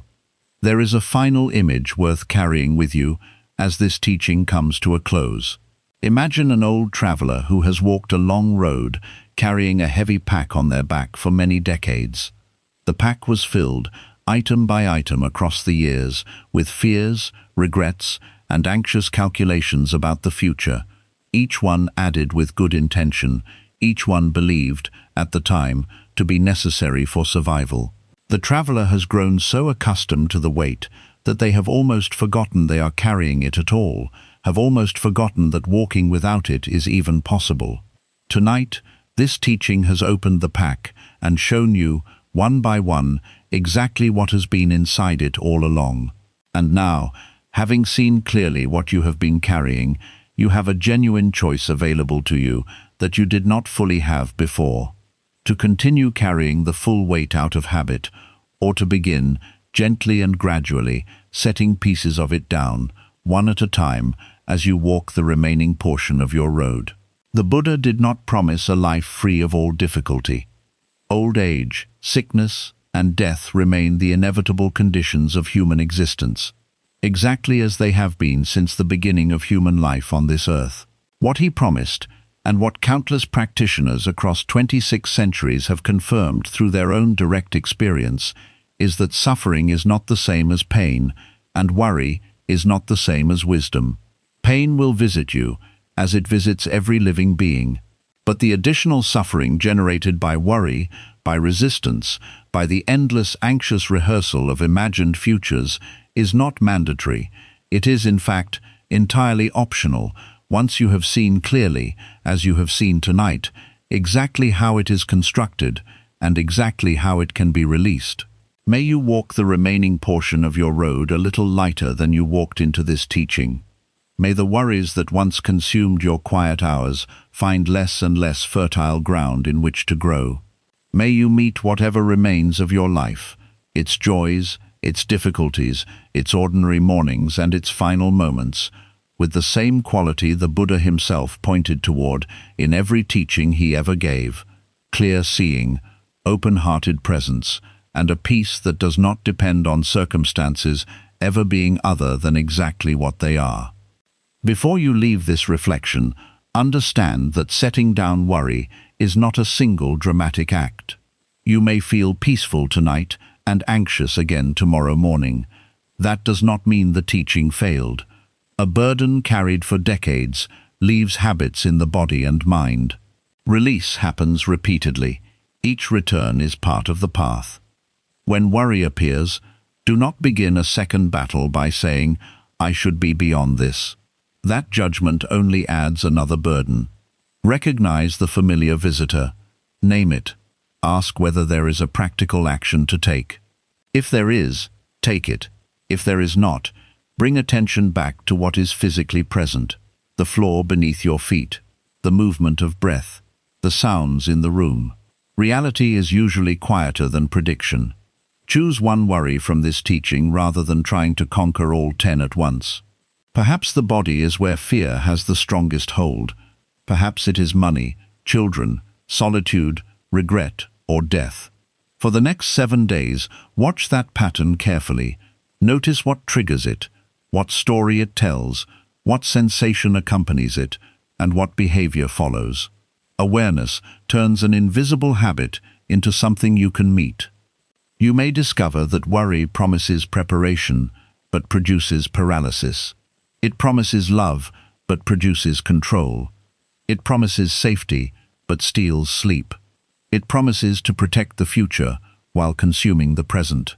Once you see the bargain clearly, you become less willing to pay its price. This does not mean that your remaining years will be free from difficult news. Bodies change, people disappoint, money fluctuates, relationships end, plans fail. Buddhist wisdom is not a charm that prevents reality. It is training in how not to add unnecessary imprisonment to unavoidable pain. There will be mornings when acceptance feels natural and evenings when it feels impossible. On difficult days, reduce the practice to one breath. You do not have to accept the rest of your life all at once. Accept this inhalation, accept this exhalation, then meet the next. The mind demands certainty about years. Life offers one moment. Practice receiving the scale life actually gives. Let the people around you notice a change, not because you announce that you have become detached, but because you interrupt less, control less, complain less, and listen more. Let them experience your peace as space. True practice becomes visible in relationship long before it becomes impressive in language. You may need to apologize for ways worry affected others. Perhaps fear made you critical, controlling, suspicious, or emotionally demanding. A simple acknowledgement can open a door. I see that my worry has placed pressure on you. I am practicing trust. Do not promise never to worry again. Promise to take responsibility for what you do with it. Also forgive the people whose worry shaped you. Parents may have warned, controlled, or limited you because fear was the only form of care they understood. Understanding does not erase harm, but it can stop the pattern from traveling further. You can honor their struggle without continuing their anxiety as an inheritance. Your remaining life does not need to be organized around avoiding loss. Loss will arrive in its own time. Organize life around presence, truth, care, and wise preparation. These do not guarantee comfort, but they make the day honest. Think again of the traveler carrying the heavy pack. The traveler does not need to throw everything down at once. Perhaps today one stone is removed. The need to impress a neighbor. Tomorrow another. Guilt over a past decision already repaired. Later another. The belief that a child's struggle proves parental failure. The road becomes lighter through repeated release. And when you pick a stone up again, notice that too. Habit may persuade you that the burden belongs in your hands. Set it down without drama. The path is not ruined because you carried it for another mile. At 60, 70, or 80, you are not too late for this freedom. In some ways, you are finally prepared for it. Life has shown you the limits of control. It has exposed the instability of praise, possessions, health, and plans. What once sounded like pessimism may now sound like truth, and truth, when accepted, is lighter than illusion. Let this be enough for tonight. You do not have to solve old age, uncertainty, or mortality before you sleep. You only have to stop feeding the fearful thought.